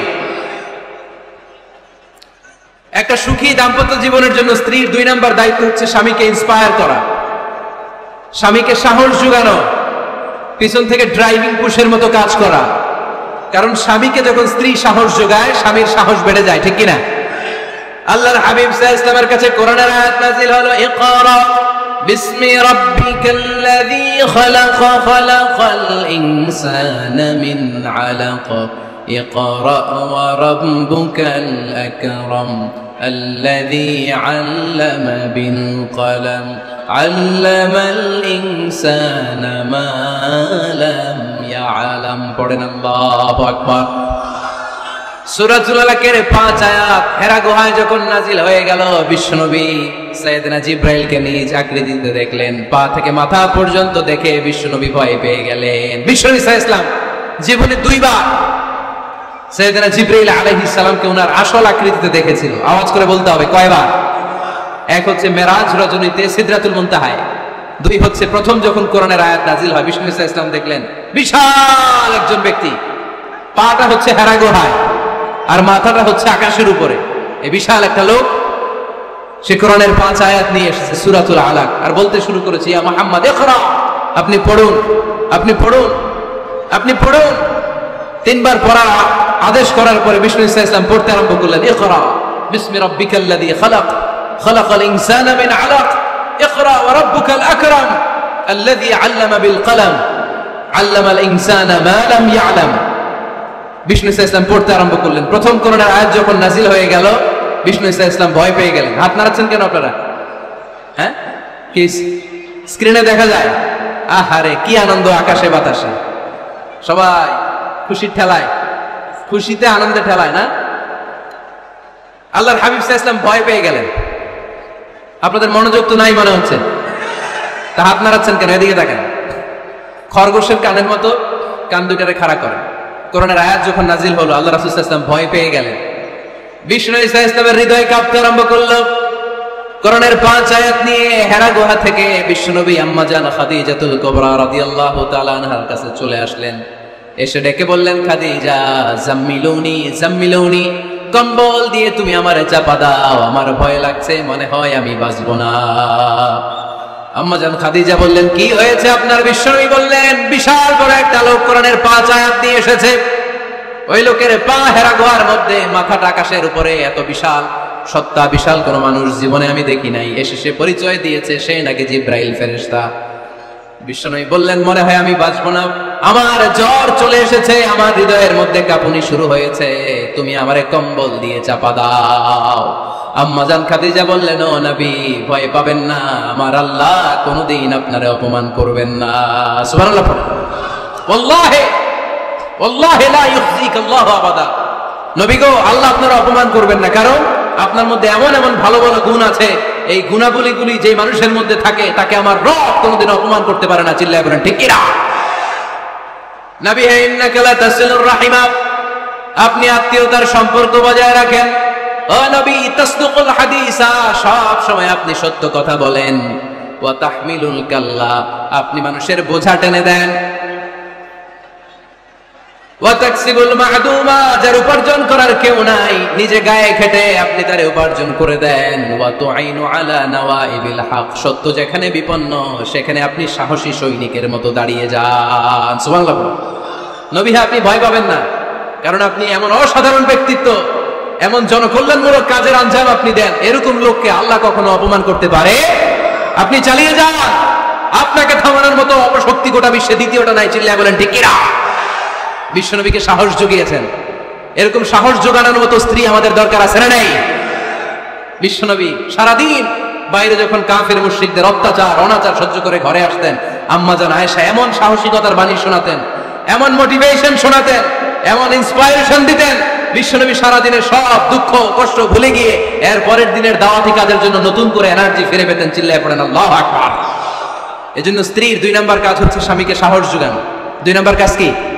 স্বামীকে সাহস যোগানো, স্বামীকে সাপোর্ট দেয়া। স্ত্রীর 3 নাম্বার কাজ হচ্ছে স্বামীর ডাকে সাড়া দেয়া। কি দেয়া? স্বামী যদি স্ত্রীর সঙ্গ পেতে চায়, স্ত্রীর ওই ডাকে সাড়া দিতে হবে। রাতের বেলা স্বামী যদি স্ত্রীর সঙ্গ চায়, আর স্ত্রী যদি সঙ্গ না দিয়ে চলে যায়, ফজর পর্যন্ত স্ত্রীর উপর আল্লাহর ফেরেশতারা লানত দিতে থাকে। চিল্লায় পড়েন নাউযুবিল্লাহ।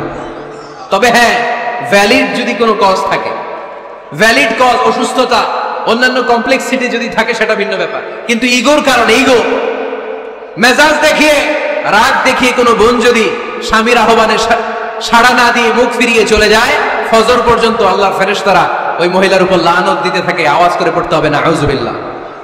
আবার বিশ্বনবী বলেছেন, খবরদার, রমজান ছাড়া কোনো নফল রোজা কোন স্ত্রী যদি রাখতে চায়, নফল রোজা রাখার আগে স্বামীর কাছ থেকে যেন সে অনুমতি নিয়ে নেয়। নফল রোজা, আওয়াজ করে বলেন কি রোজা? ফরজ রোজা না। দিনের বেলা যেহেতু রোজা রাখতে হয়, কোন নারী, কোন যুবতী নারী, বয়স্ক নারীদের কথা ভিন্ন, কোন যুবতী নারী যদি নফল রোজা রাখতে চায়, সে তার স্বামীর পারমিশন নেবে। কারণ হয়তো স্বামী দিনের বেলা স্ত্রীর সঙ্গ চেতে পারে, ঠিক কিনা? এজন্য স্বামীর কাছ থেকে পারমিশনের দরকার আছে না নেই? এরপরে 4 নাম্বার দায়িত্ব, নিজের লজ্জাস্থানের হেফাজত করা। ফাসসালিহাতু কানিতাতুন হাফিযাতুন লিল গায়বি বিমা হাফিজাল্লাহ। আল্লাহ নেককার স্ত্রীদের বর্ণনা যখন কালামুল্লাহ মাজিদে দিয়েছেন, আল্লাহ বলেছেন নেককার নারীদের প্রথম গুণ, তারা সব সময় তাদের স্বামীদের আনুগত্য করে। 2 নাম্বার, তারা তাদের নিজের লজ্জাস্থানের হেফাজত করে। 4টা কাজ কোন নারী যদি দুনিয়াতে করে, 4টা, আওয়াজ করে বলতে হবে কয়টা? মাত্র 4টা কাজ কোন নারী যদি পৃথিবীতে করে, ওই নারীর জন্য জান্নাতের 8টা দরজা খুলে দিবে কে? আওয়াজ করে বলতে হবে, খুলে দিবে কে? বিশ্বনবী বলেন, আল মারআতু ইযা সাল্লাত খামসাহা, কোন নারী যদি 5 ওয়াক্ত সালাত পড়ে, সামাত শাহরাহা, রমাদানের রোজা রাখে, আতাআত বালাহা, স্বামীর আনুগত্য করে, হাফিজাত ফুরুজাহা, লজ্জাস্থানের হেফাজত করে, এই 4টা কাজ যদি কোন নারী দুনিয়ার বুকে করে, জান্নাতের 8টা দরজা তাদের জন্য খুলে দিবে কে? এজন্য দাম্পত্য জীবনকে সুখময় করতে হলে একজন স্ত্রীর 4 নম্বর দায়িত্ব হচ্ছে নিজের সতীত্বের হেফাজত করা। 5 নম্বর দায়িত্ব হচ্ছে স্বামীর সম্পদের হেফাজত করা। সাইয়েদনা আবু সুফিয়ান রাদিয়াল্লাহু তাআলা আনহু ছিলেন খুব কৃপণ মানুষ, বিষ্ণু ঈসা ইসলামের শ্বশুর। সেই বুখারীতে এসেছে, ওনার স্ত্রী এসে আল্লাহ রাসূল সাল্লাল্লাহু আলাইহি ওয়াসাল্লামের কাছে বলেন, ইয়া রাসূলুল্লাহ, ইন্না আবু সুফিয়ান রাজুলুন শাহী। হে আল্লাহর রাসূল, আবু সুফিয়ান খুব কৃপণ মানুষ, আমার আর আমার সন্তানদের খরচের জন্য যে টাকা পয়সা লাগে আমার স্বামী দেয় না। এখন আমার স্বামীর অনুমতি ছাড়া সিন্ধুক থেকে টাকা নেয় আমার জন্য জায়েজ কিনা? আল্লাহর হাবিব বললেন, হ্যাঁ, স্বামী যদি কৃপণ হয় তাহলে ফ্যামিলির খরচের জন্য যতটুকু দরকার অতটুকু নিতে পারবো, ওইটারে ক্ষমা করে দিবে কে? আমাদের অনেকের মধ্যে অনেক কৃপণ লোক আছে না নাই? এখানে নাই, মাশাআল্লাহ। এই কৃপণ লোক যদি থাকে, আপনার অনুমতি ছাড়াও ভাবি আপনার পকেট থেকে টাকা নিতে পারবে। আজকে সব গোমর ফাঁস করে দিলাম। কৃপণ যারা, তাদের পারমিশন ছাড়া পকেট থেকে, আলমারি থেকে টাকা নিয়ে যতটুকু দরকার ফ্যামিলির ততটুকু খরচ করা যাবে, অতিরিক্ত খরচ করা যাবে না। 6 নম্বর দায়িত্ব হচ্ছে ছেলে মেয়েদেরকে দেখাশোনা করা, ছেলে মেয়েদেরকে বুকের দুধ খাওয়ানো। অনেক মা আছে ছেলে মেয়েদেরকে বুকের দুধ খাওয়াতে চায় না, আছে না নাই? হ্যাঁ, ডানু খাওয়ায়, ডানু। আর কি খাওয়ায়? হ্যাঁ, মিল্ক বিটা, আর নিডো, নেসলে, সেরেলাক, আর হ্যাঁ বায়োমিল। মাশাআল্লাহ, অনেক নাম জানেন তো আপনারা। তো মেডিকেয়ার, তো এই বুকের দুধ খাওয়াতে চায় না অনেক মায়েরা। মায়েরা যারা আছেন প্যান্ডেলে, আপনার বুকের দুধের মধ্যে বাচ্চাদের জন্য আল্লাহ রাব্বুল আলামিন ন্যাচারাল ভ্যাকসিন দিয়ে দিয়েছেন। চিল্লায় পড়েন সুবহানাল্লাহ। ন্যাচারাল প্রাকৃতিক টিকা, বাচ্চার জীবনের প্রথম টিকাটা, সন্তানের জীবনের নবজাতক শিশুর প্রথম টিকাটা আল্লাহ তাআলা মায়ের বুকের শাল দুধের ভেতরে দিয়ে দিচ্ছেন। সুবহানাল্লাহ পড়া। টিকাগুলো তো বাজার থেকে কিনতে হয়, প্রথম টিকাটা আল্লাহ ফ্রি দিয়ে দিচ্ছে। সুবহানাল্লাহ পড়বেন না? এজন্য রব্বুল আলামিন বলেন ওয়াল ওয়ালিদাতু ইউরদি'না আওলাদাহুন্না হাওলাইনি কামিলাইনি লিমান আরাদা আন ইউতিম্মার রাদাআ। দুনিয়ার প্রতিটা মায়ের উচিত টানা 2 বছর তাদের সন্তান সন্ততিদেরকে দুধ খাওয়ানো। কয় বছর? আওয়াজ করে বলতে হবে, কয় বছর? মায়ের বুকের দুধ যে ছেলেগুলো খায় না, এদের ব্রেনের গ্রোথ হয় না, এগুলো হয় বলদা নাম্বার 1। কি হয়? বলদা নাম্বার 1। ফার্মের মুরগির মতো এগুলা। ফার্মের মুরগি দেখছেন? হ্যাঁ, ফার্মের মুরগি দেখবেন যে দোকানে যখন কিনতে যাবেন, এটারে নিয়ে যেখানে ওজন করে ওইখানে বসা রাখলে ওইখানেই বসে থাকে, আধা ঘন্টায় উঠবে না, এটা বসেই থাকে। আর গ্রামের মুরগি দেখছেন, দেশি মুরগি, ধরতে পারবেন এটারে? খবর আছে, ঘাম ছুটায় ছাড়বে। তো মায়ের বুকের দুধ যেগুলা খায় এগুলো দেশি মুরগির মতো, আর এই নিডু খায় যেগুলো, এগুলো 1 নাম্বার বলদা হয়, আর ফার্মের মুরগির মতো হয়। ঠিক কিনা? উদাহরণটা দিলাম এই জন্য, আপনার সন্তানের ভবিষ্যতের কথা বোঝানোর জন্য উদাহরণটা দিয়েছে। বুকের দুধ খাওয়াবেন, এর মধ্যে আল্লাহ তাআলা এমন নিউট্রিশন, পুষ্টিগুণ দিয়ে মায়ের বুকের দুধকে আল্লাহ তাআলা সমৃদ্ধ করেছে, বাচ্চার ব্রেইনের গ্রোথ হয়, বাচ্চার হাড্ডিগুলো খুব শক্ত হয়, সে ইনফিরিয়রিটি কমপ্লেক্সে ভোগে না, হীনমন্যতায় ভোগে না, জীবনের যেখানেই যাবে সেখানেই সে হবে সফল। চিল্লায় বলেন ঠিক কিনা? অনেক মা আছে বুকের দুধ খাওয়াতে চায় না, ডানু খাওয়ায়, নিডু খাওয়ায়, আবার নিজেদের কাজের জন্য ব্যস্ত, ছেলে মেয়েদেরকে সময় দেয় না। আছে না নাই? নারীরা চাকরি করতে পারবে, হেজাব করে নিজেকে পর্দার মধ্যে রেখে শিক্ষকতা করতে পারবে, ডাক্তারি করতে পারবে, সব পেশায় তারা যেতে পারবে, নিজেদেরকে পর্দার মধ্যে রেখে হেজাব করে সব জায়গায় যেতে পারবে। কিন্তু সন্তানদেরকেও দেখাশোনার দরকার আছে না নাই? অনেক মায়েরা নিজেরা থাকে চাকরিতে আর ছেলে মেয়েদেরকে দিয়ে রাখে কাজের মেয়ের কাছে। আছে না নাই? মনে রাখবেন, আপনি যদি অফিসে চাকরিতে ব্যস্ত থাকেন আর ছেলে মেয়ে যদি কাজের মেয়ের কাছে মানুষ হয়, তাহলে ছেলে মেয়ে আপনার আচরণ পাবে না, সে কাজের মেয়ের বুয়ার আচরণ পেয়ে পেয়ে বড় হবে। চিল্লায় বলেন ঠিক কিনা? এক একটা নারীকে আল্লাহ তাআলা এক একটা ফ্যামিলির ম্যানেজিং ডাইরেক্টর বানিয়ে দিয়েছে। A woman is an MD of a family. একজন নারী একটা ফ্যামিলির ম্যানেজিং ডাইরেক্টর। এখানে অনেক কাজ আছে মিয়া। এখানে তার ফুড ম্যানেজমেন্ট এনশিওর করতে হয়, এখানে অনেক ডিপ্লোমেসি জানা লাগে। একজন নারীকে ফ্যামিলিতে টিকে থাকতে হলে কূটনীতি লাগে, শাশুড়ির সাথে বউয়ের ঝগড়া আসরা নাই, এটা ম্যানেজ করতে হয়। একান্নবর্তী ফ্যামিলি হলে স্বামীর ভাই বোন এদের মন মানিয়ে চলতে হয়, পুরো ঘরটাকে হ্যান্ডেল করতে হয়। এখানে আছে ফুড ম্যানেজমেন্ট, এখানে আছে ক্লিনিং ম্যানেজমেন্ট, এখানে আছে ডিপ্লোমেসি। পুরো ঘরের মধ্যে তো বিশাল একটা অফিস। এই কাজ ফেলে দিয়ে মহিলারা বাইরে ঘুরে বেড়ায় না, ফ্যামিলি সামলান। আপনি যদি ঘরমুখ হন তাহলে আপনার ফ্যামিলির মধ্যে বরকত দিয়ে এটাকে সমৃদ্ধ করে দিবে কে? তাহলে সুখী দাম্পত্য জীবনের 6 নম্বর ফর্মুলা হচ্ছে ছেলে মেয়েদেরকে সময় দেয়া। ছেলে মেয়েদেরকে সময় দেন। Spending money, spending time is more important than spending money for children. ছেলে মেয়েদের জন্য টাকা ব্যয় করার চেয়ে ছেলে মেয়েদের সাথে সময় ব্যয় করা বেশি গুরুত্বপূর্ণ। ঠিক কিনা? এমন অনেক ফ্যামিলি আছে আমি দেখেছি যে বাবাও চাকরিজীবী, মাও চাকরিজীবী। আছে না নাই? হয় ডে কেয়ারে না কাজের বুয়ার কাছে মানুষ হইতেছে। বাবা মারা যখন সকালে অফিসের জন্য বের হয় তখনও ছেলে মেয়ে ঘুমায়, আবার রাতে যখন মিটিং সিটিং সব শেষ করে ঘরে আসে তখনও ছেলে মেয়েগুলো ঘুমায়। শুক্রবার ছাড়া বাবা মার ছেলে মেয়েদের দেখা নাই। এরকম ফ্যামিলি আছে না নাই? ঢাকাতে পারিবারিক এই ক্রাইসিসের সংকটগুলো আমরা প্রায়ই শুনি। আপনাদের নীলফামারীতে আলহামদুলিল্লাহ এগুলো নাই, তাই না? আল্লাহ তুমি আমাদের ফ্যামিলিগুলোরে বরকতময় করো, আমাদের ফ্যামিলিতে যেন আমরা জান্নাতি ইমেজ উপভোগ করতে পারি, তুমি তৌফিক দান করো। আওয়াজ করে পড়বো আমিন। 7 নম্বর দায়িত্ব, বিশ্বনবী বলেছেন খবরদার, স্বামী পছন্দ করে না এমন কোন লোককে স্ত্রী যেন ঘরে অ্যালাউ না করে। স্বামী পছন্দ করে না এমন কোন লোককে আপনার স্ত্রী ঘরে অ্যালাউ করতে পারবে? আমার বোনেরা খবরদার, আপনার স্বামীর পারমিশন ছাড়া, আপনার স্বামী পছন্দ করে না এরকম কোন লোককে আপনার ঘরে আপনি অ্যালাউ করতে পারবেন না। 8 নম্বর, স্বামীকে আর্থিকভাবে সহযোগিতা করা। যদি স্ত্রী ধনী হয়, আমরা সব এক করে ফেলছি, আসলে ইসলামের দৃষ্টিতে স্বামীর ব্যালেন্স আলাদা, স্ত্রীর ব্যালেন্স আলাদা। স্বামীর যাকাত আলাদা, স্ত্রীর যাকাত আলাদা। ঠিক কিনা? স্ত্রী ধনী হতে পারে, স্ত্রীর আলাদা সম্পদ থাকতে পারে। যদি স্ত্রীর সম্পদ থাকে, স্ত্রীর উচিত তার সম্পদ দিয়ে তার স্বামীকে এস্টাবলিশ হতে, স্বাবলম্বী হতে সহায়তা করা। যদিও এটা আল্লাহ তাআলা আবশ্যক করে দেন নাই, কারণ আর্থিক ফিনান্সিয়াল সব কাজগুলোকে স্বামীর উপরে ফরজ করেছে কে? ফিনান্সিয়ালি 1 টাকা খরচ করা, 1 টাকা দায়ভার নেওয়া কোন স্ত্রীর উপর আল্লাহ আবশ্যক করে নাই। তারপরেও স্ত্রী যদি ধনী হয়, স্ত্রীর যদি জায়গা জমি থাকে, সম্পদ থাকে, তাহলে স্ত্রীর উচিত তার স্বামীকে স্বাবলম্বী হতে সহযোগিতা করা, ঠিক কিনা? আমরা মডেল হিসেবে আম্মাজান খাদিজা রাদিয়াল্লাহু তাআলা আনহার জীবনের দিকে যদি তাকাই, তাহলে দেখবো উনি অনেক মহিয়সী গরিয়সী একজন ব্যবসায়ী নারী ছিলেন। আম্মাজান খাদিজা রাদিয়াল্লাহু তাআলা আনহা ওনার ব্যবসায় স্টাফ হয়ে বিশ্বনবী ওনার সাথে পরিচিত হলেন। বিশ্বনবীর আমানতদারিতায় মুগ্ধ হয়ে আম্মাজান খাদিজা বিশ্বনবীর বিয়ের প্রস্তাব দিলেন।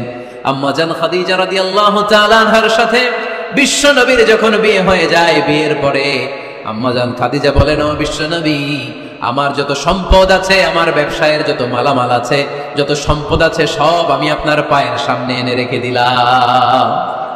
আপনি দিয়ে দিলাম, সব সম্পদ আপনার আমি দিয়ে দিলাম। আপনি ইচ্ছে মতো মানুষকে দান করতে পারেন, খরচ করতে পারেন, দাওয়াতি কাজে, নও-মুসলিমদেরকে আজাদ করার কাজে আপনি ব্যয় করতে পারেন। আওয়াজ করে পড়েন আল্লাহু আকবার। আম্মাজান খাদিজাকে যদি আমরা মডেল হিসেবে ধরি, তাহলে প্রতিটা বোনের উচিত তাদের যদি অর্থকড়ি থাকে, সম্পদ থাকে, স্বামীকে স্বাবলম্বী হতে ওই সম্পদ দিয়ে সাহায্য করার দরকার আছে না নাই? কথা বলেন না কেন? 9 নাম্বার, স্ত্রীর দায়িত্ব দাম্পত্য জীবনকে সুখময় করতে নিজেকে স্বামীর সামনে বিউটিফাই করে উপস্থাপন করা। ওই যে কয় ঠিক আসছে, নিজেদের পক্ষে আসলেই ঠিক। নিজেকে বিউটিফাই করে, মেকআপ করে স্বামীর সামনে উপস্থাপন করা। রাগ করবেন না আমার বোনেরা, আমি আপনাদেরকে খুব ভালোবাসি এবং বোনরাও আমাকে খুব ভালোবাসে। আমার একটা পেজ আছে আমার নামে এই ফেসবুকে, মিজানুর রহমান আজহারি। এই পেজে প্রতিদিন শত শত প্রশ্ন আসে। এই প্রশ্নের বেশিরভাগ প্রশ্ন আমাদের বোনদের। অনেক বোনরা বলে, হুজুর আপনার ওয়াজ আমরা শুনি, কারণ আপনি আমাদেরকে খুব সম্মান দিয়ে কথা বলেন। আলহামদুলিল্লাহ, আমি আমার বোনদেরকে ভালোবাসি, মাদেরকে ভালোবাসি। আমি আমার মা বোনদেরকে বলবো, আপনারা নিজেদেরকে গুছিয়ে সাজিয়ে স্বামীর সামনে উপস্থাপন করেন। অনেক বোনেরা আছে বাইরে যাওয়ার সময় পার্লারিং করে, মেকআপ করে, সুন্দর জামা কাপড় পরে বাইরে যায়, আর স্বামীর সামনে আসলে বুয়ার মতো থাকে। আছে না নাই? স্বামীর সামনে পচা জামা, ছিঁড়া জামা, চুলের মধ্যে নাই সুগন্ধি, নিজেকে গুছিয়ে রাখে না, সামলে রাখে না, কাজের বুয়ার মতো নিজেকে উপস্থাপন করে স্বামীর সামনে। আর বাইরে গেলে মেকআপ করে, পার্লারিং করে যায়। হওয়া দরকার ছিল উল্টা। বাইরে আপনি সাদা সিধা ভাবে যাবেন, বোরকা দিয়ে নিজেকে ঢেকে যাবেন। বাইরে যাওয়ার সময় কোনো নারী পারফিউম ইউজ করে যেতে পারবে না।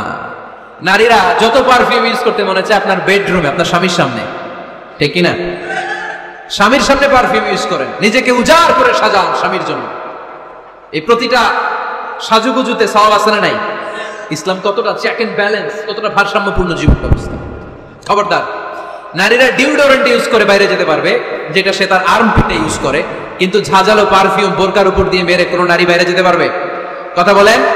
সুনানে নাসাইর হাদিস, আল্লাহর হাবিব বলেন, আইয়ুবা ইমরাআতিন ইস্তা'জারাত নাফসাহা ফামাররাত আলা কওমিন লিয়াজিদু রিহাহা ফাহিয়া জানিয়া। কোন নারী যদি তার জামার উপর দিয়ে পারফিউম মেখে পুরুষ লোকের দৃষ্টি আকর্ষণের জন্য ঘরের বাইরে বের হয়, যতটা পুরুষ তার চেহারার দিকে লোলুপ দৃষ্টি নিয়ে তাকাবে, ততটা পুরুষের সাথে জিনার গুনায় মহিলার আমলনামায় তুলে দিবে কে? পারফিউম মেখে যদি কোনো নারী বেরোয় এই উদ্দেশ্যে যে ছেলেরা আমাদের প্রতি আকৃষ্ট হবে, যতটা ছেলে তার দিকে তাকাবে, প্রত্যেকটা ছেলের সাথে জিনার গুনাহ আল্লাহ তাআলা এমনি তার আমলনামায় তুলে দিবে। নাউজুবিল্লাহ পড়েন। এজন্য খবরদার, নিজেকে সাজিয়ে গুজিয়ে স্বামীর সামনে উপস্থাপন করুন, সাজিয়ে গুজিয়ে। অনেক স্ত্রীরা আছে ড্রাইভারের সাথে কথা বলার সময় মিষ্টি হাসি দিয়ে কথা বলে।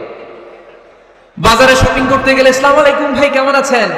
কি সুন্দর আসসালামু আলাইকুম। স্বামীর সামনে আসলে আর এই মিষ্টি কথাটা নাই, আছে না নাই? বাইরে তোমার চিকন গলায় কিসের আসসালামু আলাইকুম? হ্যাঁ, না, বাইরে আপনি আসসালামু আলাইকুম দিতে যাবেন না, ঝটপট করে কর্কশ ভাষায় কথা বলে শেষ। কেউ ফোন দিয়েছে, হ্যালো, কে? স্বামীকে চায়, উনি বাসায় নাই, কাট।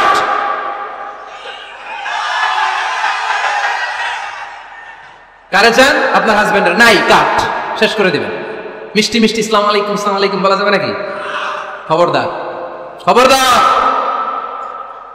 বাজার করতে গেলে কি মিষ্টি হাসি, দোকানে গেলে কি মিষ্টি আলাপ, ড্রাইভারের সাথে কি সুন্দর কথা, সিএনজি ওয়ালার সাথে কি সুন্দর আলাপ, আর ঘরে আসলে এই চেহারাটা এরকম করে রাখে, আছে না নাই? ঘরে আসলেই স্বামীর সাথে খিটখিটে মেজাজ, না, উল্টো করে ফেলছেন আপনি। বরং স্বামী ছাড়া অন্যদের সাথে কথা শর্টকাটে সারবেন, যাতে কোনো ফিতনা চলে না আসে। চিল্লায় বলেন ঠিক কিনা?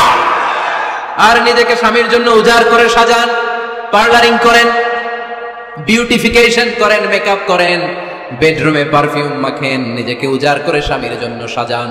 সওয়াব দিয়ে আপনার আমলনামাটারে পূর্ণ করে দিবে কে?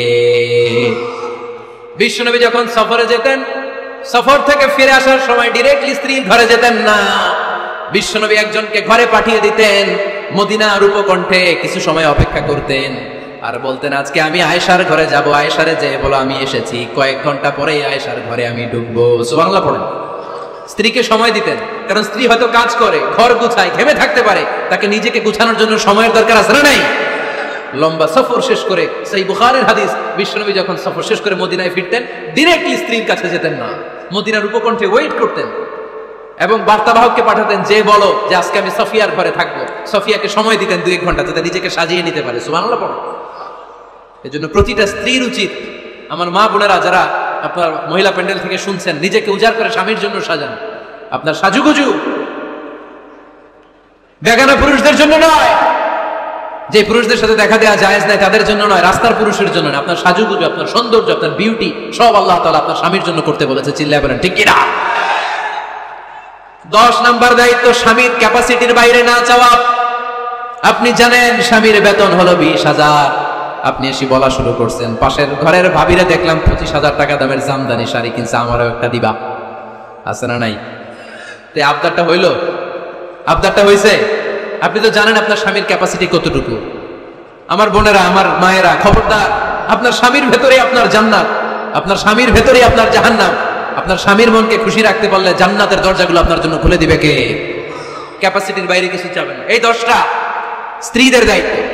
এই 10টা পয়েন্ট যদি কোনো স্ত্রী স্বামীর জন্য এইভাবে স্যাক্রিফাইস করে করে এইভাবে আঞ্জাম দিতে পারে, এই স্ত্রীদের জন্য জান্নাতের দরজাকে খোলা রেখেছে কে? আওয়াজ করে বলতে হবে, খোলা রেখে দিয়েছেন কে? এবার আসবো আপনাদেরকে ধরবো। এবার আপনাদেরকে নিয়ে আলোচনা। একটা সুখী দাম্পত্য জীবনের জন্য কি সব দায় দায়িত্ব আল্লাহ তাআলা স্ত্রীদেরকে দিয়েছে নাকি? কথা কয় না কেন? এবার ওনারা খুশি হবে, এবার ভাবিরা খুশি হবে মহিলা প্যান্ডেলে। আপনাদের অনেক দায়িত্ব আছে, কারণ বিশ্বে যা কিছু মহান সৃষ্টি চিরকল্যাণকর, অর্ধেক তার করিয়াছে নারী, অর্ধেক তার কাউন্টার পার্ট। আপনারা একে অপরের সহযোগী, স্বামী স্ত্রী একে অপরের সহযোগী। একটা সুখী দাম্পত্য জীবনের জন্য স্বামীর অনেক দায়িত্ব আছে। 1 নম্বর দায়িত্ব হচ্ছে, ফ্যামিলির যত ফিনান্সিয়াল দায়িত্ব আছে সব স্বামীর কাঁধে বর্তায়, ঠিক কিনা? কারণ স্বামী হচ্ছে স্ত্রীর কেয়ারটেকার। আর রিজালু কাওয়ামুনা আলান নিসা, কাওয়াম শব্দটার এক বচন হচ্ছে কাওয়ামুন, আর বহু বচন হচ্ছে কাওয়ামুন, এক বচন হচ্ছে কাওয়াম। এর মানে হচ্ছে in charge. You are the in charge of your wife, you are the caretaker of your wife. আপনি আপনার স্ত্রীর দায়িত্বশীল, স্ত্রীকে রক্ষা করা আপনার দায়িত্ব। পুরুষকে আল্লাহ তাআলা নারী জাতিকে প্রোটেকশন দেওয়ার জন্য বানিয়েছে, ঠিক কিনা? নারীকে একেবারে ধর্ষণের জন্য পুরুষদেরকে বানায় নাই। চিল্লায় বলেন ঠিক কিনা? যারা নারীকে ধর্ষণ করে অন্যায় ভাবে, এগুলো পুরুষ না, এগুলো কাপুরুষ। এগুলো কি? আওয়াজ করে বলতে হবে, এগুলো কি? কারণ সুপুরুষ নারীকে প্রোটেকশন দেয়, সুপুরুষ নারীর ইনচার্জ, সুপুরুষ নারীর কেয়ারটেকার হয়ে সামনে দাঁড়ায়, সুপুরুষ নারীর ইজ্জত নিয়ে চিনিমেনি খেলে না। চিল্লায় বলো ঠিক কিনা? এজন্য আল্লাহ বললেন, আর রিজালু কাওয়ামুনা আলান নিসা, পুরুষরা হলো নারীর ইনচার্জ, নারীর কেয়ারটেকার। একজন স্ত্রীর যত ধরনের আর্থিক খরচ আদি ফ্যামিলিতে লাগে, সব খরচ করা স্বামীর জন্য ফরজ করেছে কে?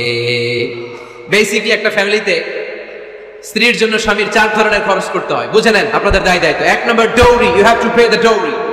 মহারণা দিতে হবে। কে দিতে হবে? মহারণা দেয়া নফল, তাই না? মহারণা দেওয়া তো সুন্নাত, তাই না? আওয়াজ করে বলতে হবে, মহারণা দেওয়া কি? وآتوا النساء صدقاتهن نحلا فإن طبن لكم عن شيء منه نفسا فكلوه هنيئا مريئا। সুবহানাল্লাহ পড়েন। আল্লাহ বললেন, ওয়াতুন নিসা সাদাকাতিহিন্না নিহলা, সন্তুষ্ট চিত্তে স্ত্রীর হাতে বিয়ের মহারণা তুলে দাও। ফরজ, মহারণা দিয়ে দিবেন। আমরা মহারণা তো দেই না, তার বিপরীতে যৌতুক নেই। কি নেই? দেখেন কিভাবে ইসলামটাকে আমরা ধ্বংস করলাম, কিভাবে শরিয়ার রুলগুলোকে আমরা ভায়োলেট করলাম। আল্লাহ দিল মহারণা, আমরা ঢুকাইছি যৌতুক। ইসলাম আমাদের জন্য সুন্নাহ সম্মত পদ্ধতি দিয়েছে ওয়ালিমা, আমরা খাই বরযাত্রী। আছে না নাই? আছে না নাই? এই জন্য বিয়েতে আমরা যৌতুক নিব না, বরং মহারানা দিব। কি দিবেন? কি দিবেন? যৌতুক চলে মনে হয় নীলফামারীতে খুব। হ্যাঁ চলে চলে, যৌতুক নেওয়া যাবে। যৌতুক একটা সামাজিক অপরাধ, এটা সামাজিক ব্যাধি। কুকুরের গোশত খাওয়া যত গুনাহ, যৌতুক খাওয়া তার চাইতেও বড় গুনাহ। এর কারণ কুকুরের গোশত খেলে একটা গুনাহ হয়, হারাম খাওয়ার গুনাহ। যৌতুক খেলে দুই গুনাহ, এক হচ্ছে হারাম খাওয়ার গুনাহ, দুই হচ্ছে শ্বশুর বাড়ির উপরে জুলুমের গুনাহ। কথা বলেন। এজন্য যৌতুকের সাথে আমাদের কোনো সম্পর্ক। বিয়ে করো নাই কারা কারা হাত তোলো, আওয়াজ করে আল্লাহরে ডাক দাও, বলো আল্লাহ আমার বিয়েতে 1 টাকাও যৌতুক খাবো না, তুমি তৌফিক দাও, আমিন। আওয়াজ করে বলতে হবে আমিন। ওয়াদা কিন্তু আমার সাথে হয় নাই, ওয়াদা হয়েছে কার সাথে? খবরদার নীলফামারীর যুবকেরা, খবরদার। তাহলে ফিনান্সিয়াল রেসপন্সিবিলিটি সব আমাদের। 1 নম্বরে মোহরানা দেয়া, 2 নম্বরে ফুডিং খাবারের ব্যবস্থা করা, 3 নম্বরে ক্লোথিং কাপড়ের ব্যবস্থা করা। ওয়া আলাল মাউলুদি রিজকুহুন্না ওয়া আল্লাহ বললেন স্বামীর উপরে খাবারের ব্যবস্থা, কাপড়ের ব্যবস্থাকে আমি ওয়াজিব করে দিলাম। সুবহানাল্লাহ। 4 নম্বর রেসিডেন্স। 4 নম্বর কি? স্বামী মোহরানা দিবে, স্বামী meal, husband will provide the meals, খাবারের ব্যবস্থা করবে। 3 নম্বর husband will provide the costume, পোশাকের ব্যবস্থা করবে, and as well as he will provide the residence for his wife. তার স্ত্রীর জন্য রেসিডেন্সিয়াল একটা এরিয়া করে দিবে। এটা ফ্ল্যাট হতে পারে, এটা সনের ঘর হতে পারে, এটা টিনের ঘর হতে পারে, এটা একান্নবর্তী ফ্যামিলির কোন একটা রুমও হতে পারে, ঠিক কি না?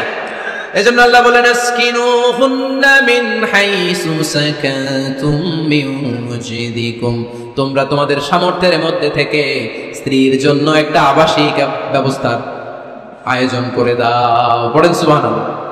রেসিডেন্স, আবাসিক একটা ব্যবস্থা করে দিতে হবে। তাহলে এই 4টা ফিনান্সিয়াল দায়িত্ব আল্লাহ কি নারীকে দিয়েছে না পুরুষকে? আওয়াজ করে বলতে হবে নারীকে না পুরুষকে? এই আর্থিক সব দায় দায়িত্ব পুরুষের। আর্থিক দায় দায়িত্ব ছাড়াও পুরুষের উপর যে দায়িত্ব বর্তায় সেগুলো হচ্ছে নারীর সাথে ভালো আচরণ করা। কি আচরণ করা? আগে সালাম দেওয়া। কি দেওয়া? ভাবিকে সালাম দেন তো আপনারা? সালাম দেন আপনারা? আমি আপনাদেরকে সালাম দিচ্ছি, উত্তর দেন আসসালামু আলাইকুম ওয়া রাহমাতুল্লাহ। এবার আপনারা আমাকে সালাম দেন তো।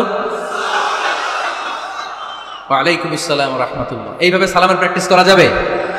সালামের প্রতিযোগিতা করতে হবে। আপনি আগে দিতে চাইবেন ভাবিরে, ভাবি আগে দিতে চাইবে আপনারে। আপনাদের এই প্রতিযোগিতাটা দেখে দেখেই বাচ্চারা সালাম শিখে ফেলবে, ঠিক কি না? সালাম মানে শান্তি। সালাম মানে কি?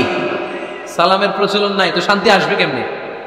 আম্মা জানা এসে বলেন এতগুলো বছর বিশ্বনবীর সাথে আমি মদিনায় সংসার করলাম, একদিনের জন্য বিশ্বনবীরে কোনোদিন আগে সালাম দিতে পারি নাই।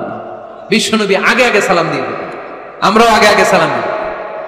রাজি আছেন তো সবাই? রাজি আছেন? স্ত্রীদের সাথে কোমল আচরণ করুন, রূঢ় আচরণ করবেন না। হাদিসে এসেছে খলিকনা মিন দিলা, নারীদেরকে বাঁকা পাঁজরের হাড় থেকে তৈরি। প্রত্যেক স্বামীর বাঁকা হাড় থেকে তার স্ত্রী তৈরি এমনটা নয়। সাইয়েদনা আদম আলাইহিস সালামের বাঁকা পাঁজরের হাড় থেকে হাওয়া আলাইহিস সালামকে তৈরি। ফলে ওই একটা বাঁকা স্বভাব প্রত্যেক নারীর ভেতরে আছে না নাই? এই বাঁকা হাড্ডির সোজা করতে গেলে হাড্ডি ভেঙে যায়, আর রেখে দিলে বাঁকাই থেকে যায়। এজন্য বিষ্ণু বলেন ফাস্তাউসু বিন নিসাই খায়রা, কোমল আচরণ করো, ভালো আচরণ করো, ভালোবাসার কথা বলো, স্ত্রীকে ভালোবাসার কথা শোনাবেন। প্রতিদিন কমসে কম স্ত্রীকে 10 বার বলবেন আই লাভ ইউ। কি বলবেন? ওই ছোট ছোট বাচ্চারা কয় আই লাভ ইউ। তোমরা না মিয়া, যারা বিয়ে করছেন তারা, যারা বিয়ে করেছেন ভাবিকে বলবেন, মানে আপনার স্ত্রীকে কি বলবেন? আওয়াজ করে বলেন, কি বলবেন? পারবেন? পারবেন? বলতে পারবেন তো? রিফকাম বিল কওয়ারি, নারীদেরকে আল্লাহ রাসূল সাল্লাল্লাহু আলাইহি ওয়াসাল্লাম কাচের গ্লাসের সাথে তুলনা করেছেন। কাচের গ্লাস, কাচের বাসন, কাচের তৈজসপত্র যেমনি আস্তে ধরতে হয়, আস্তে রাখতে হয়, নারীদের সাথেও কোমল আচরণ করতে হয়। কাচের গ্লাস আর কাচের তৈজসপত্র যদি জোরে রাখেন যেমনি ভেঙে যায়, নারীদের সাথেও কঠোর আচরণ করলে ঝামেলা আছে না নাই? তাহলে 1 নম্বর দায়িত্ব হচ্ছে আপনাদের ভালো আচরণ করা, মিষ্টি মিষ্টি কথা শোনান। বলবেন যে তুমি আমার কৈতরী, তুমি আমার পরাণ পাখি, তুমি আমার ময়না পাখি, এই জাতীয় ভালোবাসার। আপনারা অনেক জানেন এগুলো, আমি জানি। এই যা যা বলা লাগে সব বলবেন। পারবেন তো? পারা যাবে? পারা যাবে? আওয়াজ করে বলেন তো ইনশাআল্লাহ। স্ত্রীর ব্যক্তিগত বৈধ কাজের সুযোগ করে দিতে হবে, তার ব্যক্তিগত যে চয়েস। তার ব্যক্তিগত কাজে বাদ সাধতে পারবে না যদি কাজটা হালাল হয়। অনেক স্বামী সামান্য কাজে ঝগড়া বাঁধে, স্ত্রীর ইচ্ছা হচ্ছে কাঁথা সেলাই শিখা, নকশি কাঁথা সেলাই শিখবে, স্বামী বলে না তুমি ওইটা শিখো, ল্যাঙ্গুয়েজ শিখো, আছে না নাই? স্ত্রী বলে না আমি রান্না শিখবো, ইউটিউবে সুন্দর রান্নার প্রোগ্রামগুলো দেখে আমি রান্না শিখবো, স্বামী বলে না তুমি কম্পিউটার শিখো, আছে না নাই? হালাল কাজে আপনি বাদ সাধবেন না। আম্মা জান আয়েশা রাদিয়াল্লাহু তাআলা আনহা ছোট্ট কাপড়ের পুতুল দিয়ে সাথীদেরকে নিয়ে ঘরে খেলতেন। বিশ্বনবী একদিন আম্মা জান আয়েশাকে নিষেধ করে নাই, আওয়াজ করে পড়েন সুবহানাল্লাহ। এজন্য স্ত্রীর বৈধ কাজে বাধা দেওয়া যাবে, বাধা দেওয়া যাবে। 4 নম্বরে স্ত্রীর এপ্রিসিয়েশন করবেন ভালো কাজে, তার কাজের প্রশংসা, তার রান্নার প্রশংসা, তার সৌন্দর্যের প্রশংসা। আমরা এগুলো করি না। আপনার স্ত্রী আপনার ঘর গোছায়, আপনার কাপড় চোপড় ধুয়ে রাখে, বাচ্চাগুলারে খাবার খাওয়ায়, আপনার জন্য রান্না করে, সারাটা দিন কত কষ্ট করে। একদিন আমি বলি নাই থ্যাঙ্কস, জাযাকাল্লাহ, জাযাকিল্লাহ, আল্লাহ তোমার উত্তম জাযা দেখ। বউ তুমি অনেক কষ্ট করো, পুরো ফ্যামিলিটাই তো তুমি দেখে রাখো, অনেক করেছো তুমি, তোমার শুকরিয়া। একদিনও থ্যাঙ্কস দেয় না, এরকম টাকাইতেছে না নাই? আজকে থেকে থ্যাংক ইউ দিতে পারবেন তো? কাজের প্রশংসা করবেন, রান্নার প্রশংসা করবেন। আল্লাহ রাসূল সাল্লাল্লাহু আলাইহি ওয়াসাল্লাম স্ত্রীদের রান্নার প্রশংসা করতেন। কখনো আল্লাহর হাবিব সাল্লাল্লাহু আলাইহি ওয়াসাল্লাম রান্নার বদনাম করেন নাই, কখনো না। এজন্য আমরাও করব না। রাজি আছেন তো সবাই? সবাই রাজি? আজকে থেকে স্ত্রীর প্রশংসা করতে রাজি আছেন তো? সুন্দর মোলায়েম সুরে স্ত্রীদেরকে ডাকবেন। কি বলে ডাকেন? ভাবিকে কি বলে ডাকেন বলেন? হ্যাঁ, টিয়া পাখি। আর কি ডাকেন? ময়না পাখি। আর কি? জান। জান বলে ডাকেন? ওরে সর্বনাশ, ডাইকেন। এরকম সুন্দর সুন্দর যত শব্দ আছে এগুলো বলে ডাকবেন। আম্মা জান আয়েশার প্রশংসা বিশ্বনবী করতেন, বলতেন ইন্না ফাদলা আয়েশাতা আলান নিসা কাফাদলি সারিদি আলা তুআমিকুম। আরব বিশ্বের খাবারের মধ্যে একটা শ্রেষ্ঠ খাবারের নাম সারিদ। শ্রেষ্ঠ খাবারের নাম কি? এই আলোচনা শেষ হয়েছে তো দাঁড়ায় ফটো তুলো কেন? বসো মিয়া, বসো বসো বসো, একসাথে একসাথে বসো। আরব বিশ্বে একটা মজার খাবার আছে, খাবারের নাম সারিদ। আওয়াজ করে বলেন তো খাবারটার নাম কি? সারিদ। রুটি আর গোশত একসাথে মিক্স করে এরকম স্তর বানায়, কেটে কেটে খাওয়া। বিশ্বনবী বললেন আরব বিশ্বের খাবারের মধ্যে যেমনি সারিদ সেরা, নারিকেলের মধ্যে আমার স্ত্রী আয়েশা সেরা। পড়েন সুবহানাল্লাহ। আম্মা জান আয়েশাকে বিশ্বনবী এত ভালোবাসতেন। আম্মা জান আয়েশা গ্লাসের যেই জায়গায় মুখ লাগিয়ে দুধ পান করতেন, ওই জায়গাটা খুঁজে খুঁজে বিশ্বনবী ঠোঁট লাগিয়ে দুধ পান করতেন। পড়েন সুবহানাল্লাহ। আম্মা জান আয়েশা গোশত খাওয়ার পরে হাড্ডি চুষে চুষে রেখে দেওয়ার পরে আম্মা জান আয়েশার চোষা হাড্ডিটা নিয়ে বিশ্বনবী আবার চুষতে শুরু করে দিতেন। পড়েন সুবহানাল্লাহ। বিশ্বনবী স্ত্রীদের সাথে এক বালতি থেকে পানি নিয়ে দুইজনে একসাথে গোসল করতেন। পড়েন সুবহানাল্লাহ। এজন্য স্বামী স্ত্রীর সম্পর্কটা হচ্ছে মধুর সম্পর্ক। একে অপরকে ভালোবাসবেন, নিজের ভালোবাসার কথাগুলো প্রকাশ করবেন। অনেকে আছে 20 বছর তাদের সংসার, এক ঘরে থাকে, এক ছাদের নিচে, কিন্তু স্ত্রীকে যে ভালোবাসে মুখ ফুটে একদিনও বলতে পারে নাই। আছে না নাই? ভালোবাসা প্রকাশ করে। সাহাবারা বললেন ইয়া রাসূলুল্লাহ, কাকে ভালোবাসেন বেশি? মান আহাব্বুন নাস ইলাইকা ইয়া রাসূলুল্লাহ, whom do you love the most, oh my prophet? হে আল্লাহ রাসূল, কারে সবচেয়ে বেশি ভালোবাসেন, কারে বেশি লাভ করেন? বিশ্বনবী বলেন আয়েশারে বেশি লাভ করি। সুবহানাল্লাহ। সাহাবীরা বললেন অমিনার রিজাল, পুরুষদের মধ্যে থেকে কারে বেশি ভালোবাসেন? বিশ্বনবী বললেন আবু আয়েশার বাবারে ভালোবাসি। এজন্য আপনি যে স্ত্রীকে ভালোবাসেন এটা প্রকাশ করবেন। ঘরের কাজে সহায়তা করবেন।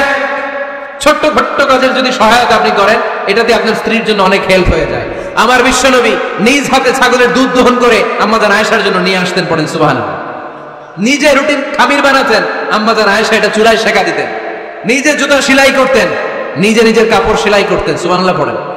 এজন্য গৃহস্থালী টুকিটাকি কাজের সহায়তা করা, হেল্প করা, এটাও সুন্নাহ। দাম্পত্য জীবন এমনি সুখকর হয় না মিয়া। বিশ্বনবী শিখাই গিয়েছেন কি করে একটা দাম্পত্য জীবন সুখময় করতে হয়। আল্লাহর হাবিব সাল্লাল্লাহু আলাইহি ওয়াসাল্লাম হালাল বিনোদন করতেন, স্ত্রীদেরকে নিয়ে মরুভূমিতে দৌড়াতেন, খুনসুটি করতেন। সব স্ত্রীরা চায় তাদের স্বামীরা তাদের সাথে একটু হাসি দিয়ে কথা বলুক, একটু রোমান্টিক কথা বলুক, একটু ভালোবাসার বিনিময় করুক। আল্লাহর হাবিব সাল্লাল্লাহু আলাইহি ওয়াসাল্লাম এটা করতেন। রাতের বেলা ভাবির নিয়ে দৌড়াদৌড়ি করছেন নাকি কোনোদিন? আল্লাহর হাবিব সাল্লাল্লাহু আলাইহি ওয়াসাল্লাম স্ত্রীদের নিয়ে দৌড়াদৌড়ি করতেন। আম্মা জান আয়েশা রাদিয়াল্লাহু তাআলা আনহাকে ঈদের দিন হাবাশি সাহাবাদের খেলা দেখিয়েছিলেন। সুবহানাল্লাহ পড়েন। বিশ্বনবী খেলা দেখিয়েছেন তার স্ত্রীকে। হাবাশি সাহাবারা তীর দিয়ে, ধনুক দিয়ে মসজিদে নববীর পাশে খেলাধুলা করছেন। বিশ্বনবী দাঁড়িয়ে থেকে আম্মা জান আয়েশা রাদিয়াল্লাহু তাআলা আনহাকে এই খেলাধুলা উপভোগের সুযোগ করে দিয়েছেন। সুবহানাল্লাহ পড়েন।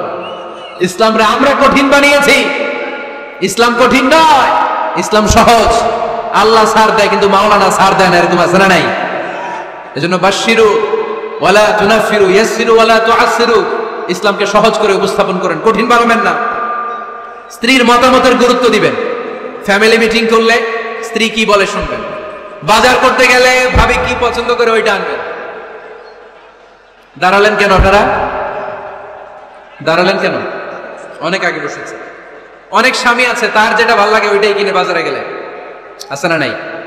নিজের গরুর গোশত খাইতে মনে চায় ওইটা কিনে, মাছ খাইতে মনে চায় ওইটা কিনে। আপনার স্ত্রীর হয়তো এগুলো পছন্দ না। স্ত্রীরা টক জাতীয় জিনিস পছন্দ করে, ঠিক কিনা? এর আমরা খাইতে মনে চায়, এর জলপাই খেতে মনে চায়, আচার খেতে মনে চায়। একটু খোঁজ নিবে তার জন্য কি লাগবে। শপিং করতে গেলে নিজের মন মতো করবেন না। স্ত্রীকে দেশে রেখে প্রবাসে 6 মাসের বেশি সময় কাটাবেন না, ম্যাক্সিমাম 6 মান্থস। এগুলো প্রত্যেকটার পেছনে লম্বা দলিল আছে, এত লম্বা কথা বলার সুযোগ নাই। 10 নাম্বার, স্ত্রীর জন্য দোয়া করা। কি করা? দোয়া করা। নেককার স্ত্রী যারা চান এখন থেকেই দোয়া করেন। আপনার দোয়া আরশের উপর থেকে শুনে কে? এই জন্য মুমিন বান্দারা দোয়া করে আর বলে, রব্বানা হাব লানা মিন আজওয়াজিনা ওয়া যুররিয়াতিনা কুররাতা আ'য়ুন ওয়াজআলনা লিল মুত্তাকিনা ইমামা। বিশ্বাসী স্বামীরা আল্লাহর কাছে দোয়া করে, আল্লাহ আমাকে এমন নেককার স্ত্রী দেন, এমন নেককার সন্তান দেন যাদের দিকে তাকালে আমার চোখটা জুড়িয়ে যাবে। আওয়াজ করে পড়েন আমিন। এই 10টা দায়িত্ব যদি কোনো স্বামী পালন করে, আর 10টা স্ত্রীর যে দায়িত্ব যদি স্ত্রী পালন করে, এই ফ্যামিলিটারে জান্নাতি ফ্যামিলি বানাই দিবে কে? আমাদের দাম্পত্য জীবন সুখী হোক, সমৃদ্ধ হোক, জান্নাতি আমেজে ভরপুর হোক। আমরা চাই কি চাই না? নীলফামারী সহ আল্লাহ গোটা বিশ্বের সব মুসলমানদের ফ্যামিলিগুলার তুমি জান্নাতি ফ্যামিলি বানাও। আমাদের দাম্পত্য জীবনটাকে তুমি সুখময়, সমৃদ্ধময় করো। আমরা সবাই পড়ি আমিন। আপনারা যারা দীর্ঘ সময় ধরে আজকের এই প্রোগ্রামে উপস্থিত থেকে প্রোগ্রামকে সার্থক করেছেন, আমি সবার শুকরিয়া জানাই। নীলফামারীতে আত্মহত্যার প্রবণতা বেশি, আত্মহত্যা মহাপাপ। মান কাতালা নাফসাহু বিশাইইন উযযিবা বিহি ইয়াওমাল কিয়ামা। যে লোক যেই জিনিসের মাধ্যমে, যেই জিনিস দিয়ে নিজেকে হত্যা করবে, কিয়ামতের দিন তার বিচার হবে ওইটাই। বিষ খেয়ে যে মারা যাবে সে শুধু বিষ খাবে কিয়ামতের দিন। গলায় দড়ি দিয়ে যে মেয়ে আত্মহত্যা করবে সে শুধু গলায় ফাঁস দিবে। স্ট্যাবিং করে ছুরি মেরে যারা মারা যাবে তারা শুধু বিষাক্ত ছুরি ঢুকাবে। এটা মহাপাপ। জীবনটা অনেক কালারফুল, অনেক সুন্দর, অনেক রঙিন। জীবনটাকে উপভোগ করুন আল্লাহর রাস্তায়, এই জীবনটাকে শেষ করবেন না। আপনাদের নীলফামারী জেলার ডিসি সাহেব এবং এসপি সাহেব অনেক কষ্ট করেছেন। আমি অন্তরের অন্তঃস্থল থেকে ওনাদেরকে শুকরিয়া জানাই। বিশেষ করে আপনাদের অত্র এলাকার কৃতি সন্তান ডিআইজি আবুল কালাম সাহেব অক্লান্ত পরিশ্রমের মধ্য দিয়ে আজকের এই নীলফামারীর প্রোগ্রামকে সফল করেছে। আমরা আবুল